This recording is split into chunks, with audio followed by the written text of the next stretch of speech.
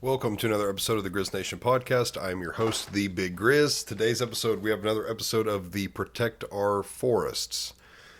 As usual, we did a little bit of bullshitting. We covered some welding, some football, some hunting, some old high school stories. All good stuff, all funny stuff. So, hope you guys enjoy the episode. I do have some exciting news about our sponsor. So, as you all know, Hell the Sun sponsors the podcast. That is my friend Max, who owns this company. It is a high quality pre-workout, and I've been telling you guys for months now to use code GRIZ at checkout. I'm going to continue telling you to use code GRIZ at checkout, but now it gets you something. So if you use code GRIZ, all caps, at checkout, you will get 5% off your order. So now is the best time than ever. Use code GRIZ at checkout. I will put a link in the description. Also, I want to shout out to everyone who's been liking, subscribing, all that good stuff. We are now over 70 subscribers on YouTube. Actually, in the past couple of days, it's shot up about a handful, about 4 or 5. So I've noticed more people are starting to subscribe to the channel. We're also over 600 followers on Facebook. So again, our goal is 1,000 on Facebook. So if you guys aren't following me on YouTube or Facebook, click that follow button. Same for Instagram and Spotify. Go check that stuff out too, whether you're listening there or YouTube, wherever you listen. Make sure you hit subscribe, turn on that notification so you see when I post. I post a new episode every Monday morning at 8 a.m. That will always be the same. So make sure you guys subscribe, like, share, hey, comment on the video. Let me know if there's something you guys want to see, a certain topic you want to listen to. Let me know what you like, don't like. I'm open to constructive criticism. So, guys, as always, thanks for watching and listening. Hope you enjoy this episode, and we'll see you in the next one. Yeah, I don't have a little cooler anymore. I lost my little red and black cooler with the stickers on it. And I have yet for it to pop up. Somebody else lost my red and black cooler. I guess I lost his red and black cooler. Did you? A long ass time ago. One of those little square cube ones? I have one. I guess you could have it. I don't even It's red and black. It's like I have like 3 coolers. And I have like 3 of them. So Does one have stickers on it by chance? no, I mean, I don't know they're where definitely mine mine. went. I've probably bought more than that. I know I've left them places as well. Like I left one at Colt Noble's before. I never saw it because I just like stopped going over there. It's like I left a cooler at my sister. Yeah. And Dan. Did you hear something? Like a thump? Mm-hmm. That was my head hitting the store. Oh, okay. I was like, someone's in the Yeah, house. dude. I was even more. I was like, yeah, no one's supposed to be in the house. That scared me for a second. So yeah, you just brought up Colton Ogle. That name sounds Have you familiar. talked to him in Why? a while? He's from Circoxie. I partied with him after high school, kind of. Yeah, Zach used to hang out with him a lot. Eric. Him and Brett Robinson quite a bit. Mhm. Mainly, I'd just go over and hang out with him sometimes. Yeah, I haven't seen that guy in forever. Even Brett Robinson. I pass him on the road every once in a while, but that's about it. He's engaged and everything. Soon to be married. You're probably Mhm. pretty quick. Eric, aren't you getting married soon? No. No? Not that I'm aware of. Not that I'm aware of. Can you hear him all right, Eric? Eric probably needs to either speak up or lean in. You want me to start yelling? That's better. Loud noises. This is Eric. I believe this is Eric's second time on the camera. Wait, you've been on the camera? Yeah, I got on the camera. Wait, do we last need to time. fire up Did the ya? laptop for Eric? We can. The laptop is fully charged. Do I need to be on the And I know this is a big shocker, which means it's going to be a quiet episode, but Creed is not with us today, so he was our big talker. He mainly supported the convo, so Carried the Yeah. show. it could be a really. little dry on this episode. Yeah. No, Eric, do you want it, or you got your phone? Big. R.I.P. We love him, alright? We love him. Oh, I thought you said I got to pee. I was like, didn't you just go? So No, I said since all right. Creed isn't here, I guess we could bring up the Chiefs. We could bring up the Chiefs if you want. Because I'm Eric's, kind of Eric's a little excited. bit of a fan. Yeah, I'm pretty excited for this Sunday, actually, see Carson Wentz play. Like, I'm so jazzed. Yeah, to so watch him this play. this episode will come out, I believe, mid to late January. So by then, we'll be in playoffs, correct? Playoffs. Yep, we'll be in Should playoffs. be. We get a first round bye. We took the number 1 seed with the win over, who was that? Pittsburgh. Yeah, it was Pittsburgh. the Pittsburgh. Steelers. Yep. We took the number 1 seed. So we just got the Broncos left. We have the Broncos left, which we will more than likely lose, and that's fine. We should be sitting 80+% of our starters. Mhm. I mean, in What my about opinion, the Broncos, man? I feel like they've kind of it's a must-win for them. right, but I just feel like they've kind of come up out of nowhere. Like at the beginning of the year, like after the week 10, we're all like, yeah, the Broncos they're not it. I'd say before that, it was like they could be it. I don't know. I just feel like no one really looked at them as Well, then everyone they're realized, kind of- like, Bo Nix, hey, he's playing pretty good. yeah. He Like, kind of really started good. just consistently playing. good, Yeah. I feel Mhm. like. And Sean Payton's doing Sean Payton stuff, figuring out how to win games. Yeah, he's a good coach. One thing that hurts them, though, is they're in our conference. And so it's like every year Tough. for the past decade, okay, the Chiefs are winning the AFC East. So, West, sorry. So it's like the other teams kind of get forgotten about. But the thing is, correct me if I'm wrong, us, the Chargers, and the Broncos, if they win, are all getting in. Yeah, the Chargers, we'll have 3 out of 4 teams out of our conference going to the playoffs. Wait, the Chargers are going to be in? Yeah, they're Oh, I already didn't in. realize that. And the last I knew, the Broncos just need to win. I thought I heard someone say they need to win and the Bengals lose, but I didn't think No. that was true either. It's just a Broncos win. Yeah, if the They had 3 games to do it, and they've lost 2 of them so far. Broncos win, they're in. I'm pretty sure. But if the Broncos lose, The I Bengals think if get in. Miami wins, I think Miami's in. And then if the Broncos and Miami both lose, then I think the Bengals. Is win. that I how it think is? that's how Okay, works. yeah. Man, I'd be all right with Miami. Yeah, getting back y'all in. don't want the Bengals Just to getting in. repeat. Perfect last answer. As long as the Bengals don't get in. The Yeah. Bengals are a sneaky good team. Like, they've had unfortunate luck and a rough season, but their Their weapons offense, are built to their win. offense could keep them in a game way longer than it should. Like, Yeah, but their O-line is terrible. Dude, shout out to Gabe thinking about like tough competitors and stuff. He just went up to Buffalo Yeah. last weekend and got to watch a Bills game. Like, dude, that Oh, did he dude really? just- He's a Buffalo fan, though, isn't he? Yeah. Yeah, he's got That's family dope. from up there. That would low key like it would be dope culture to experience. That Like would. Yeah. his family's kind of like pretty hard. Well, like, NFL the team fans, is like, they're, good. Like, mob, like the mob. Yes, or whatever the fan fuck, base is like, crazy. The they're weather would be nuts. cool to experience. Dude, Yeah. I was talking to him about that because he was drinking. They look like they Labatt had Blues, fun. like the blue beers, Labatt Blue. Because Yeah. they brew them up there. It's a Canadian beer, but I believe they have like a brewery close to there or something like that. So they all drink them up there, and like you can only get them here at one place, and it's at the bar up in a villa at Bernie's. So I drink them there all the time. That's so I'm like, hilarious. dude, I'm jealous of him drinking those. Thanks. Forgot you said you And, had a uh, cooler. He, Oh, my. I told him, I'm like, Thank you, Eric. dude, break a table. Guess they hydrated. And he's like, not a table in sight. I'm like, I'll be so bummed out if you're tailgating. You do not slam a table just for Bills Mafia. Their fan base is wild. dude, yeah, A little they on do the some spectrum, I would crazy say. shit. Maybe. But yeah, Yeah, because the crazy stuff they do. I don't know. It maybe applies. Sorry, Gabe. there's a guy, I think it's like Bills Mafia 2 or something like that on YouTube. I used to watch like a bunch of his videos and stuff. Like, of course, he's like breaking tables, typical like Bills Mafia stuff. Mm-hmm. But he shotgunned No. 12 seltzers in under like 10 minutes or something Ugh. like that. Dude, like That sounds rough. he hammered down like 6 of them in the first like minute and a half. Just got them done.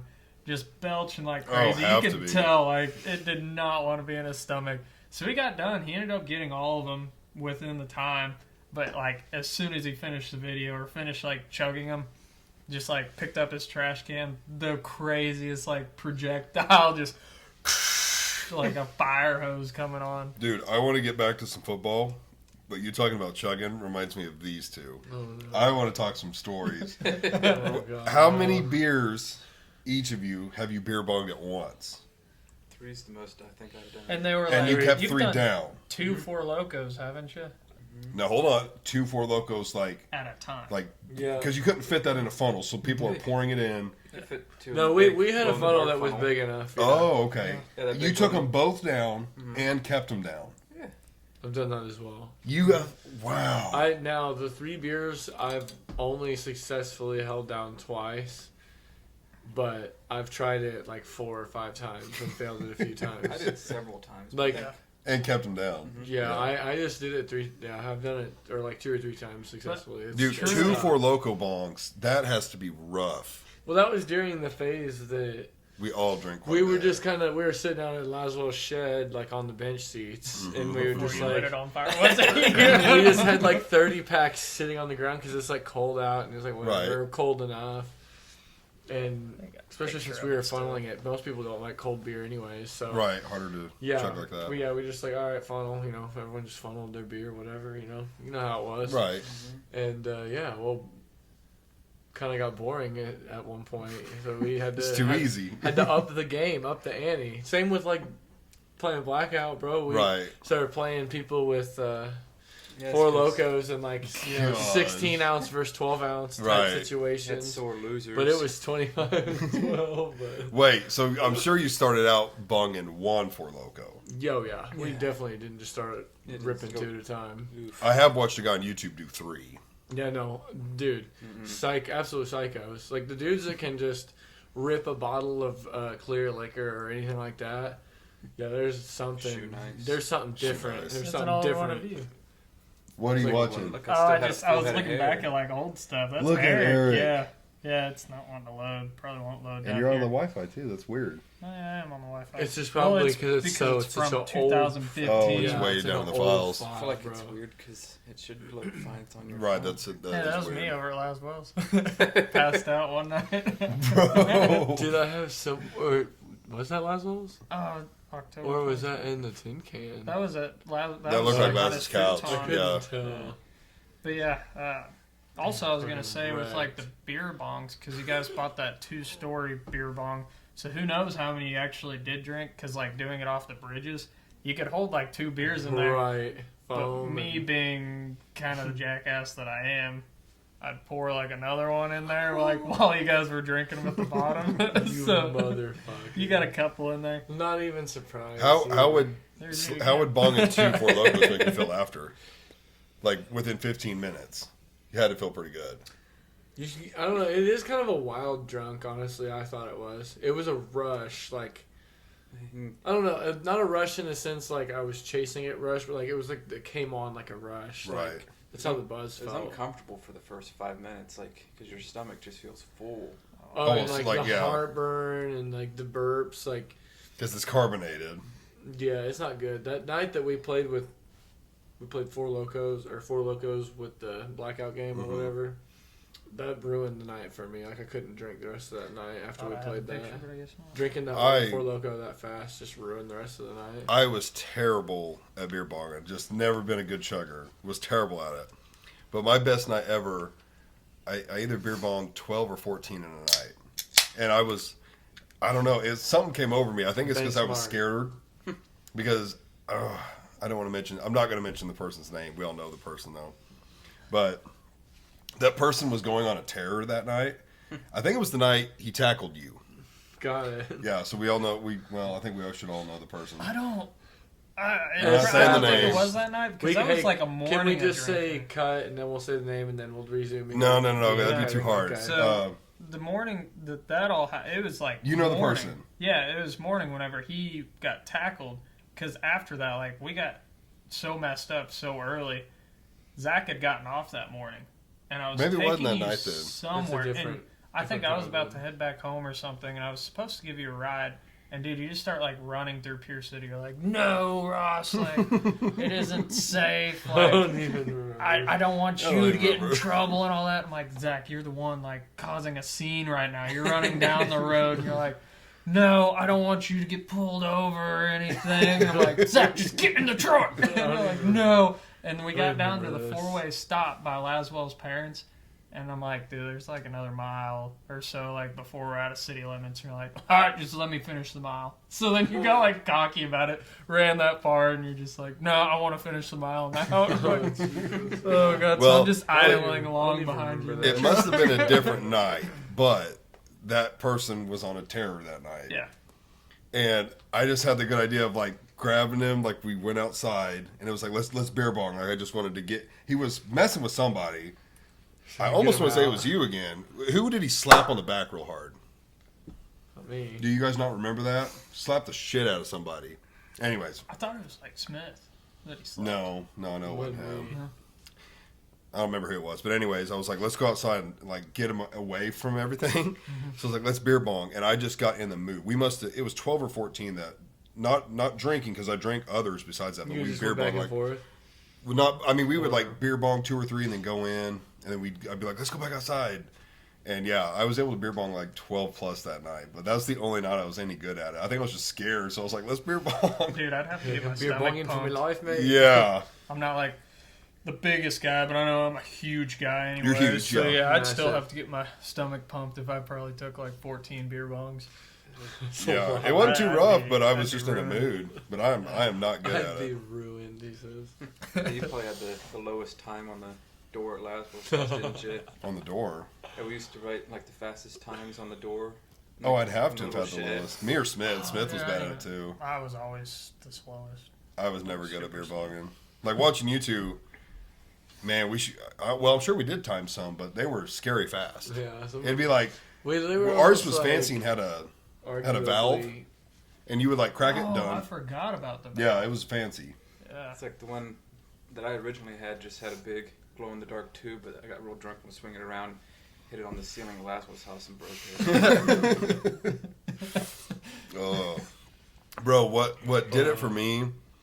Like a big reason why I moved out Oh shit. is when Laswell quit working, the parties were every night, and it would be like, bro, I have to fucking be up at 4 o'clock.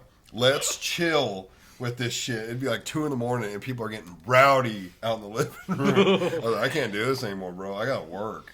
I don't know if I was like part of that point. group, but I'm sure everyone in here was a part At of that some, group. at some point or another, probably. But I was Yeah. like, I can't do this. but dude, I was still in high school, so it wasn't like weeknights. I wasn't staying there that late. I feel like we had. I would have definitely done something there sometimes. I think there were kids in high school still that were over there. Sometimes. Yeah, that was like my senior year. I Isaac think. Smith. No, because some of this, a lot of this was summertime. Oh yeah, then yeah, I don't because Yeah. okay, that would make sense because I was working at the theater, so I'd get off at like 11 o'clock at night or midnight. You used to work at the Right. Monat Theater? Mm-hmm. I forgot about that. Yeah, I worked There there. was a for lot of times I'd like get off 4 Pizza years. Hut too and come over. Yeah. Laswell's in uniform. Dude, when he brought over Sonic, Mm. oh man, like a whole big bag just stuffed to the brim with chicken and fries and tots. Cups Nice of 40 gravy. Cups of Dude, gravy. nacho cheese just on like everything. The burgers he used to Favorite make. beverage from Sonic. But the gravy, not a bad beverage. We Literally put drink. It's pretty good gravy. we put everything back in his fryer to like refry everything. I bet he still has the same grease in that fryer. Not just the same fryer, the same grease. You don't burn his house down. He bought that 2-burner fryer, which is pumped about it. Oh. He fried so much stuff. Dude, so Eric much probably Doritos. used that grease more than fucking Laswell did for a Hot while. pocket or Yeah. pizza rolls. Everything. So many pizza It didn't rolls. matter. It was going in there. Chimichangas, corn dogs, pizza Dude, rolls. not a bad idea. It was going in the fucking Yeah. thing, dude. Dude, Laswell, he has to be like careful what he eats now with that alpha gal or whatever. Mhm. Like he came back. Hmm? He got like a tick bite and he got that alpha gal or whatever. Oh, where he that stuff eat where you red can't. meat. Oh, I didn't know that. Yeah, he had it for like a year and then like it went away. Like he started eating meat again, no Oh, he's problem. lucky. Some people don't. But it came Yeah. back. Like whenever we went Oh. to that Pierce City game, like the football game a few months back, he Had a burger. well no, we were making like burgers and brats and he wouldn't eat them. He had like tuna and he's like, yeah, it's back. I'm like, no Damn. way. Oh, wow. Yeah, I that's knew a guy at tough. work that had that, and he went full organic on everything and was a pescatarian. Only fish. Really? Yep. Which is all right. Like I think I could do fish and like chicken, but I don't know. I like red meat a lot. Yeah, no burgers, no steaks. Yeah, like you go to a cookout and like Laswell, you'd have to bring your own thing pretty much. Right. Or ask if they could make like some chicken. Right. Right. Yeah, it'd be wild. Sorry, I didn't want to interrupt the whole like beer bong and No. drinking No. stories and everything. Just made me think about that. Dude, those were fun times. They did get hectic at some points, but Dude, I really miss those days. Like, I mean, we all got to grow up, but they were simpler dang, times. yeah, yeah. Only Far thing simpler. Sam would drink was Red's apple. And honestly, looking back, I don't know how I could stomach those back then. That's Yeah. the only thing I think I ever saw you drink was Red's apple. I Stumbling don't like your beer. acid reflux was a problem. Yeah, that was it. Yeah. I know there was like a reasoning behind it. Wait, the beer was? Well, because it's so carbonated, isn't it? Yeah, that was actually, I Reds. think, a lot of it at the time, because that's when I had my first real bad stuff, and I think I was quit that's drinking probably beer. what it was. The Yeah. carbonation's not. I mean, I always thought that those gave me heartburn if I drank. Wait, the more beer or the than Reds? Reds? Oh, the Reds. Reds. Dude. apple. Wait, they weren't carbonated. They were pretty Were they? bubbly. Oh, maybe yeah. they were. Dude, Definitely. Oh, Because they're I remember sweet. drinking some of the blue ones, because those ones I thought were... They had blue ones? Oh, yeah, there was like a seasonal blueberry that they had. Oh, I didn't know that. And I remember it was I do like remember the prime time. I'd grab a Blueberry. 6-pack on the way home from Shivers on a Friday, or like my Friday or Mhm. whatever. I think that they I make didn't them think they were full blue. time now, like with the blue label on there, because that's like what Danielle she drinks all the time.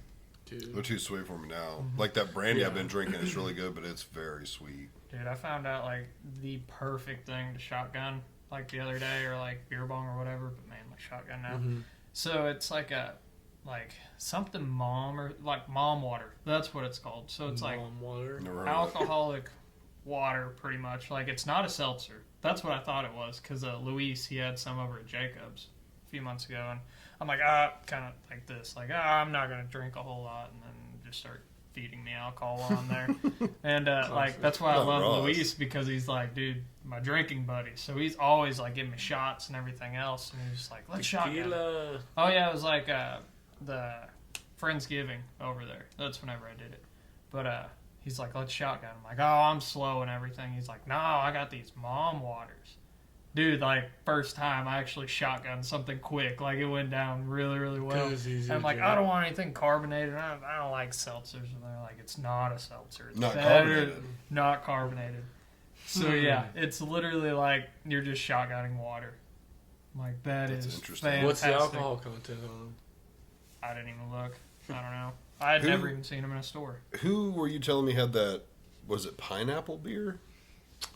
Freddie. Oh my! So Luis's That brother. sounds Oh, good. Freddie, gosh. yeah, dude. For shout out to Freddie, because yeah, that shit. It's from If you Mexico. if you'll try if you try it, if you enjoy pineapple, I love pineapple. it's not. I'm not saying you're gonna drink like fucking 20 of these beers. You don't They're- want to they're drink sweet. They're like They're- 10%. Yeah, they're like I Oh. think 7% alcohol, but you can't really taste it. Like No. it's very. It's like drinking pineapple. Where'd you say you Pina can only get colada, it? like, There's like Okay, Brown Derby Brown Derby. International in Springfield. Is that different from just a regular brown derby? Yeah, Okay. apparently the International is a different location, and because they've got like They got a multiple bunch of them. locations in Springfield, and the International is the specific store. That Okay, and they don't obviously think sell I've ever like been to shit the you can't get in the International. States normally. I think so. That's Yeah. my understanding. It But- sounded delicious. If there's Oh, enough dude, it's people, amazing. if there's like enough people around this area that drink it, like sometimes like local liquor stores, you can ask them to order it, but they have to buy it in bulk, so you have to have like enough people to drink it. Because I've been thinking Dude, about what it. if we got Wonder in if and Tonto's did yeah, it, what if we yeah. all went in there to get to it? That'd be That's kinda what I was cool. thinking. It'd be Ask like about it. worth. It's worth asking Brian. It was Brian, isn't Yeah, it? Brian Green. Yeah. It's worth asking him. Mm-hmm. They No, come in it like sounds good. It is pretty good. they're in like They're pint expensive. bottles too. They're big bottles. Like it's an actual pint, like a 16 ouncer. Big dark, Oh, okay. big Mhm. dark glass. Mm-hmm. Because when I was looking online, it was like a 4-pack, and it was like $20. Yeah, they're Yeah. expensive. Yeah, Yeah, because technically it's like a craft. I don't even remember who made it or anything. We'll have to ask. we Freddie. looked it up. But I I don't got remember. Freddie's number, so I could ask. I him. got a picture of it. Oh, you got a picture of it? And Freddie. We followed each other on Instagram the other day. Mm-hmm. Dude, you left like He's pretty funny. I like you left before it kind of got wild that night. Oh yeah, what Because happened? my uncle, he ended up coming out. Shout out Uncle Blaine Trout. He came on out Shout and out. like, dude, I was blown away. He's got a Jeep, so he's able to like make it back in there. But he followed me with on my side by side. How far did he go? So I sent him my location, and I didn't realize it was tracking me. So like, right after you left, me, Freddie, and Jacob, we went out for like a real quick rip up around Little like jaunt. the fire tower lane. So like, luckily we're out on like main roads pretty much. Right, a pretty chill trail. And overall. his tire went like completely flat, like Freddie's did. Like no way to limp it back. So luckily we were on like the main road, so we were able to just drive on over there and trailer it back. Well, like that whole time, Uncle Blaine's like following us like down the trails in his Jeep because he's like, "Where you at?" Oh, So like I ended up going back and meeting up with him after that, and he followed us in. But he brought out like a couple more cases of beer, some Fireball, and everything. oh, So, shit. yeah, we, So he brought a party. Yeah, we started partying pretty hard after that. Well, Like, shout I out say Uncle we, Blaine. but it was like me, him, Tran. Yeah, Trent, he stayed up about as late as he could before he just passed out in the seat, which that happens. He was pretty lit out here. Yeah. He didn't yeah, talk he very was. much, though. Yeah. He was like, I didn't know I could talk on here. I was like, you were sitting down. What are you talking about? Yeah, my dad, he ended up passing out pretty early. Jacob, he passed out really early also. Oh, yeah, Freddie, he stayed up with us pretty Oh, wait, late. you had Trent on a pod? He was with Ross. Yeah. Oh, yeah, dude. Yeah. That's Whenever But he it's sat right there and, like, barely spoke. And I think we even talked to him a couple times, like, get him break going. him in. I- But afterwards, he's like, I thought I was just coming to watch. And I was like, well, you sat on the camera like we told you to talk. I gotta apologize to everyone that like listens to that podcast. I don't know what I said. I had to re-listen to it. You're fine, and, Ross. I have like a couple little corrections on some things. Don't like, correct him because you'll just bring more attention to it. Yeah. It was nothing we couldn't post, though. It was safe. Yeah. Yeah. It was safe. Trenton, he had brought up like. I didn't think he times was his that heart drunk. raced and like because he's got like an Apple Watch. His heart was racing? Yeah. He was yeah. nervous? Yeah, for like a couple things that I had said. Oh, I thought you Yeah. meant just nervous to be No, on no, here. no, no, Just a little no. anxious, or Yeah. like his actual heart rate was changing? His heart rate was changing Yeah, so it's stressing him out a little bit. a little bit. Yeah, yeah. But He was really, the sober only enough to like I guess I correction can that I understand have that. is I had said that we take like 10 deer off our place like a year. So it wasn't me doing that. It's between like me, my father-in-law, his buddies, and then like he has like an organization. They come on out, Charlie Tutu. It's for like wounded veterans. You mentioned all that. Oh, I did. Okay, Yeah. okay.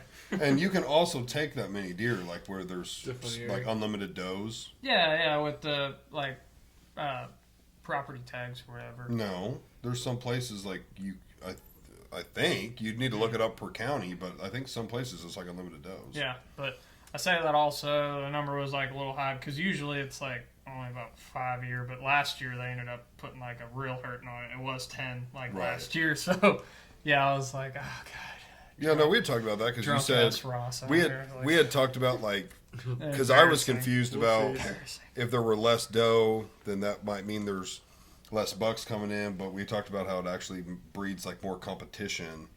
Because like So- if you have more does, then there's more competition for food. So your deer are Right. going to be a little bit more stressed, and then you won't see Adds like up. them big bucks coming out also. Right. Because they'll be locked up with like there's so many does to go around. They're out searching for the does as much. Right. So if you kill more does, then there'll be more food for the bucks to get bigger and stuff, and you'll just have a healthier herd, and then you'll see the deer a lot more. The bigger bucks they'll be out chasing. Mm-hmm. So yeah, I'm actually sober on this one. This is like the first first episode I've done where I am like pretty sober. This is my third beer. Well, Yeah, that makes Fireball one of Cruiser. us. I'm gonna make a bunch of deer jerky in the morning. We got like a Christmas party to go to tomorrow night for Danielle's work at Downstream, so we'll probably leave around like 4 or 5. So I want to try to get home at a decent time. Wake up around like 5. A.M. Yeah, and Okay. Get everything dehydrating because I Oh. have it all soaking, marinating right now. So Do you have a dehydrator or you do it in the oven? dehydrating? Okay. Just one of them cheap like ones that you get from Cabela's where it's got like the racks in it. Thing's really loud. Daniel kind of gets mad about it. I tried it in like the oven, kitchen. and I had a hell of a time doing it. It took forever. Oh, I bet. Well, like the dehydrator, it's about 12 hours usually. It's not quite as long as the oven, but yeah. My cousin did some this year with a dehydrator from Walmart, and it shit turned out great. You do sliced or You ground? had some of mine a couple weeks ago, and it turned out really yours good. was good as well, yeah. Sliced or ground? Sliced. Like I Sliced. just take a fillet knife, Mm-hmm. and like I make mine out of like the hind quarters. Mhm. So I just take it and do like a fish. Just like run my blade down the bottom, Mm. and you just get like them super thin slices. So I try to get them like some people they say like 3/8 is usually like where they cut theirs. Oh damn, that sounds pretty thick. That is pretty thick. Okay, I was thinking like 1/4 inch. Yeah, like Okay. I make mine less than that. Mine's only like an 1/8. Like it's super thin, Yeah. so it doesn't cook as long. 3/8, kind my of get god. it crispy. So Yeah, it's like That's what I damn, don't like is like getting a into hard deer jerky. steak at that point. Mhm. That's Yeah. why I went the ground route. It seems like it's just more like you can eat it easier, and don't have to gnaw on it for so long. Yeah, Like your jaw tired. Yeah. Well, I want to chew on it, but not too much. I like Yeah. getting all that flavor out and stuff, so you I can want kind of to like chew let on it sit in some, there but for like a not little too bit. much. And plus, like whenever people are handing it out, you're always like, I don't want to take too much. So you want to really like savor that piece. 100%. I have a bunch to grind down, but Jerky Just is like haven't a yet. commodity. Yeah, I still got like some of the neck meat and stuff to grind down right now. So. I'm doing summer sausage this year. Are you really? Yeah, with everything I shot. Dude, All I'm of it's gonna from summer sausage. do that also. We might have to like meet up on that. You got a smoker? No, I'm actually, and I've been saying this for weeks now. I got to call Jeff and Blackburn. Oh yeah. They make their own, Mm-hmm. but I need to weigh. I need to make sure I can come over and do it with him, which I'm sure he's fine with it. But Yeah. I need to weigh it, and then go to J&J, Mhm. get the seasoning I need, the cheese. You don't got to do that. Why? You just go to Academy in Joplin. The Bearded Butcher. They make like YouTube videos of how you like process deer and everything. Like they make kits for it, so that they sell you the tubes and everything and all the seasoning that you need for like $25. Is that a No lot cheaper than shit. J&J or something? I have no idea, Mm. but I found their stuff and I didn't know like today you're in They Joplin. got cheese So, yeah, it's like a dehydrated cheese. at J&J or at Academy. Yeah, you walk Oh, back that's where other weird. barbecue grills are Yeah. and stuff, and it's back. They have like a wall of seasonings. It's right back in there. I would not have thought they carried the cheese for it because Mm-hmm. apparently it's a high temp cheese because you don't want it to melt. Yeah, they have like I think 2 different flavors, but you can get on their website and get like anything that you want. They even have like Interesting. tallow. They have Wagyu tallow that you can add in there and stuff. I'm just gonna do pork. I'm thinking about trying that. I got tons of sausage that I'm not using, so I'm just gonna cut it with that. I'm kind of let down this year because we used to meet up with Kevin Huffmaster, and he just have like a big sausage making get together. He'd buy like a keg of beer and stuff. Which one year he got like Mother's Little Helper Ooh. and didn't realize there was like Little Helper in there. So all of us were just drinking keg beer like cup after cup after cup. So by like 2 o'clock in the afternoon, all of us Everyone's were just like, flat. Wait, Trash. what's the little helper part? it's like an IPA. It's just So a it's stout higher beer. alcohol. Like it is a beer. Yeah. So we'd all get together. Everyone, they'd all bring out their whatever they want ground up and make sausage out of it. Which one year, like that dehydrated jalapeno just like screwed everyone up. Like gets your eyes watering and stuff. Oh. Like trying to mix it all together. But yeah, this year he's building his own house, so he's not in the position to host a big party like that again. So I've been trying to find someone that wants to do some sausage because it'd be fun to get a few people together and try to smoke it all. So me and Trenton were talking about it, trying to get together and do all that. Oh, like you're gonna grind it all up and then cook it? Yeah, we'll do. But instead then of freeze summer it cooked. sausage, we're gonna we're gonna make snack sticks. Oh, okay. Which Okay.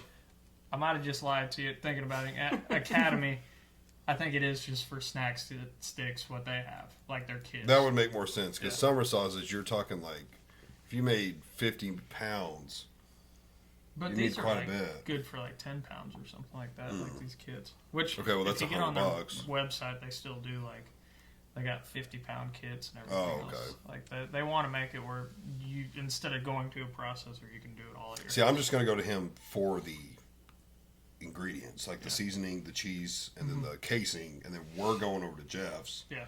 to grind it, put it in the casings, and smoke it and Mix all it all that. up. Okay. Yeah. So Sorry you're about just that getting the- 10-minute delay. I'm just on getting what you the said ingredients. Yeah. earlier. Yeah. Yeah, thanks for the complete and total waste of time. It's okay. Yeah, thanks. I So now I have know, to cut yeah. all We that. forgive you. We're filling an episode right now. No, I have to cut all that. We just lost Yeah, as 15 Trump minutes. calls it a weave. I just weave the conversation Yeah, right Trump, there. the weave. I guess I ain't even seen that. Oh, you need to watch him on Rogan. He talks about the weave. Okay. Yeah. Because he's like, I can derail a combo for 20 minutes, and then like he's like the way I weave it back in, you know. Yeah. Because like a lot of reporters hate how he does it, but he's like, I do it on purpose. You let it get off track a little bit and then Yeah, especially Trying if to he's trying to make like if he's trying to make a point. light of it all, but also weave it back into a Yeah, serious. because sometimes they'll just want like a yes or no answer, and he's like, I can't just give you a yes or no answer. I need to explain everything. So he's like, I'll weave, and then we'll come back. Which you noticed it in that episode, like a lot. Him like weaving, because Joe will ask him like a question, and he'll start to answer it, but then he'll bring up like a subject to the answer, and then he goes off for like another 15 minutes on that subject, Right. and then come Gets back lost. around. Yeah. Like, okay, that's the weave right there. Right. You're hearing it. So, yeah. I don't know, You I should feel watch like that episode. It was really good too. I, feel I think like that's all of his- us do it, though. It's his most viewed, or it's probably in his top 5. Like I Yeah, said, maybe. I've only watched 2 podcasts ever. Both Joe Rogan and I told you what they were earlier. Mhm. So, we'll see. Like I watch might multiple start every listening to week. some. Actually, like, speaking of podcasts, you guys need to look up the Hayden, Alabama podcast. I don't know that one. It's like these two preachers. I don't know if they're brothers or just friends or Oh, something. I think you told me about that. But yeah, it's a podcast about like their town, Hayden, Alabama, and they just bring on like kind of old storytellers and stuff. And the other day they had a guy. He makes like a lot of TikTok, Facebook, and Instagram videos, like funny hunting videos. But just some good old boys. They have good old boys on there, and they have this one guy that comes on like. He's so funny, an older guy, but he never like blinks. Like Oh, I'm yeah, just I wide remember open, saying like this. not blinking. So of course everyone in the comments are like, "Dude, get He's this guy to bugging. blink." But like he tells some really really funny stories. Just like one of them genuine older guys that he's super funny. So Hayden Alabama podcast, like add that to your list. That reminds me, I was going to invite Devin tonight because he wanted to be on one of these. Oh really? And I totally forgot. I think he's still in town right shit, now. yeah. He is. He said he wasn't sure about, I think, when he was going to leave out because of the storm and shit that's coming, but he was yeah, thinking I about think leaving out like a day earlier. Than Mhm. what he- Oh, so he might leave tomorrow. Yeah, go out. Damn, yeah, I should have hit him up. I totally forgot. Because I was like, well, if Creed's not going to be on, like, it'd be perfect for him to be on. Yeah. Totally forgot. Well, he'll be back soon. We'll still be doing this. Well, it worked out because Later on. Eric's on. Now Eric gets some Mhm. cam time. Yeah. Let's circle back to the Chiefs for Or Eric. Jamie. Yeah. I want to hear some predictions for this playoff. Like, who's gonna win the Super Bowl? Well, don't just Yeah. go straight to the Super Bowl. Let's go ahead and just fucking hear that. That's a good starter. I mean, it's obviously gonna be the Chiefs. See, we have bias, so we have to say So that. who do you who are Okay. you guys thinking? I'm thinking Chiefs Lions Super Bowl. That seems to be the most realistic. Without bias, Eric, who do you think wins the Super Bowl? Oh, it's gonna be the Chiefs. I agree to an Donovan. extent without bias, only because every year for like the last 4 or 5 years, we have lost to the Bills in the regular season, and then we beat them every time in the playoffs. Knock on wood, I hope that's the tradition. But it's like we lose to them, we find out our weaknesses, It has been. and then like we that. play them with a vengeance, and we have not lost to them in the playoffs. Knock on wood again. Mm-hmm. So And home field advantage. we That's also like have one home of field the big advantage. things. So hopefully that narrative stays the same. And the refs, right? Here, And I the just- refs, we have the refs I'm on our just side. kidding. I But just think it's funny because people have been beating that. oh, like, they absolutely. It's do. literally what I felt like when everyone hated on the. Yeah, Patriots. we're the new Patriots That is dynasty. exactly it is what it what's is. happening. Yeah. Yeah. Oh, it's a new. Because, beer. and remember, we used to do the same exact shit. Oh Like, yeah, to I hated the Patriots. Patriots. Exactly. Yeah, So and that's what we are. We just We're the gotta new understand dynasty. we're just experiencing the different side of the coin, or Yeah. you guys, not we, because you know me, I'm not really that vested, but But you get to see us get. I get picked on. to experience it through you guys. yeah. yeah. I don't know. We're obviously this is like one of the worst teams we've had in the past 5 years, but that's totally not true. This is the best defense we've I had know in the last Mahomes 5 didn't years. even make it to the Pro Bowl this year. He's looked terrible, Yeah, he has. and part of it's his Hey. 2 tackles. Fucking His, Dookie this year. his tackles are terrible, Don't and we he only doesn't won have games, and that's Dude, good. and I feel but so Yeah. bad his for performance McDump, has not or been. McDuffie. Yeah, because he hasn't made it into the Pro Bowl yet, and that dude is a That's kind of sad. He definitely should. absolute stud. I saw they might get Watson back. Oh really? No way. Yeah, they activated him. Wait, Watson Today. or the wide receiver? The other CB. Oh, okay. I'm thinking of. Don't we have a receiver named Watson? Yeah, Justin. Okay. Okay. Oh, Jalen. Oh, okay. Okay. He broke his fibula or something in his leg. Oh, he might be coming back. Yeah, they activated him today, so he's got like a 2-week window Oh, okay. before he's actually can be Right. put back. Well, on. we had a couple things work against us. The tackles being the biggest part. Jawan Taylor, or Juan Taylor, however you say his name, is One of the most penalized players. I think in he is the league. most penalized player in the league. Yeah, just like it's so pathetic. That's your The call for offensive- holding. It's It's a just right like, tackle. You already know 74 for holding every game. Yeah, I guess 11. Yeah, our O line has been terrible, so that doesn't give Mahomes the time. We also lost Hollywood Brown before the season even began. yeah, we but lost he's Rice. back in now. Thanks Yes, to but Mahomes. yes, we lost Rice thanks to Mahomes, who was our number 2, became our number 1 when He was Hollywood- number 1 all along. before Brown. He was always going to be number 1. Okay, but even then, we got Brown back, but Brown is just now starting.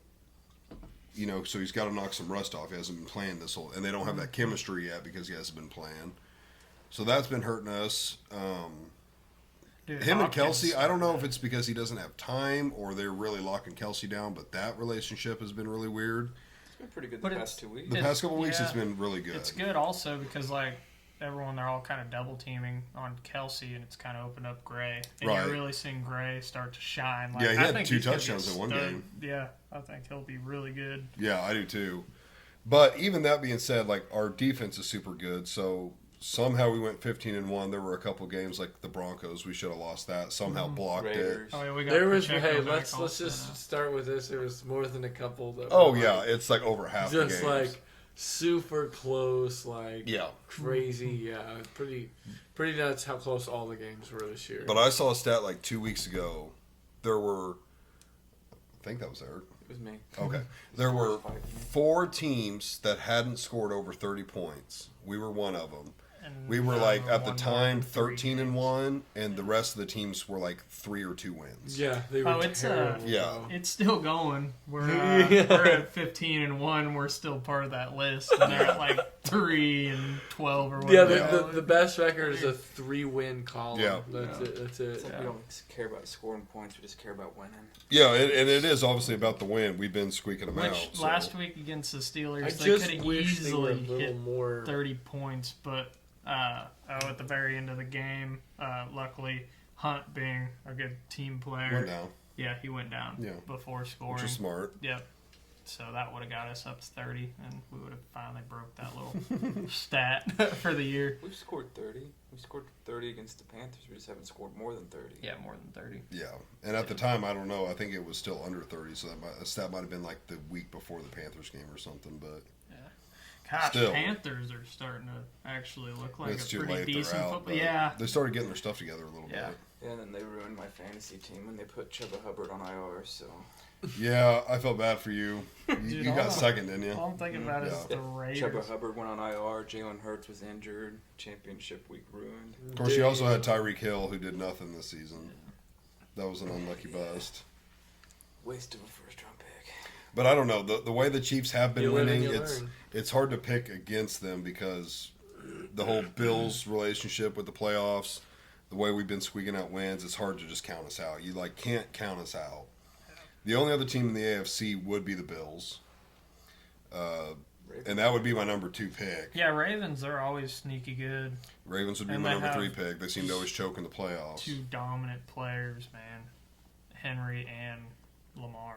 Like, Yeah. If you can hold Derrick Henry, I saw a stat. That's when they've lost like all 5 of their games when Derrick Henry's been held under 100 rushing yards. Yeah, if you can shut him down, it's huge.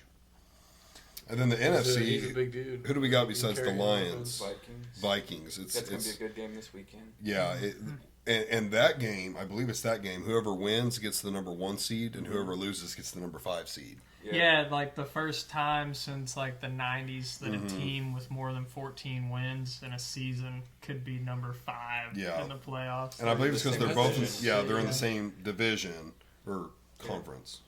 Division. Yeah, I said that wrong earlier. They're in the same division, so only one can take the number 1 spot. The other one gets a wild card spot. Yeah, Super tough. unfortunate. Yeah, super unfortunate. That's so fucking tough. Yeah, like what's the Vikings quarterback? Sam Darnold. Yeah, that's just like killing it right now. He's killing Like, it. Underdog It's spicy, Cinderella. though. He's I the kinda new like Brock it at the Purdy, same like time. coming out of nowhere. Yeah, he's killing it. I love to see it. Did you guys watch the Eagles game the other day where they're all the way down to their 3rd string quarterback? No. Well, Hurts, he's out. Of course, he's Hurts right now. So, and then they brought in, I can't remember, the blonde, long-haired guy, their backup. He got hurt I don't know in who like he the is. 3rd Jeez. quarter. Minshew.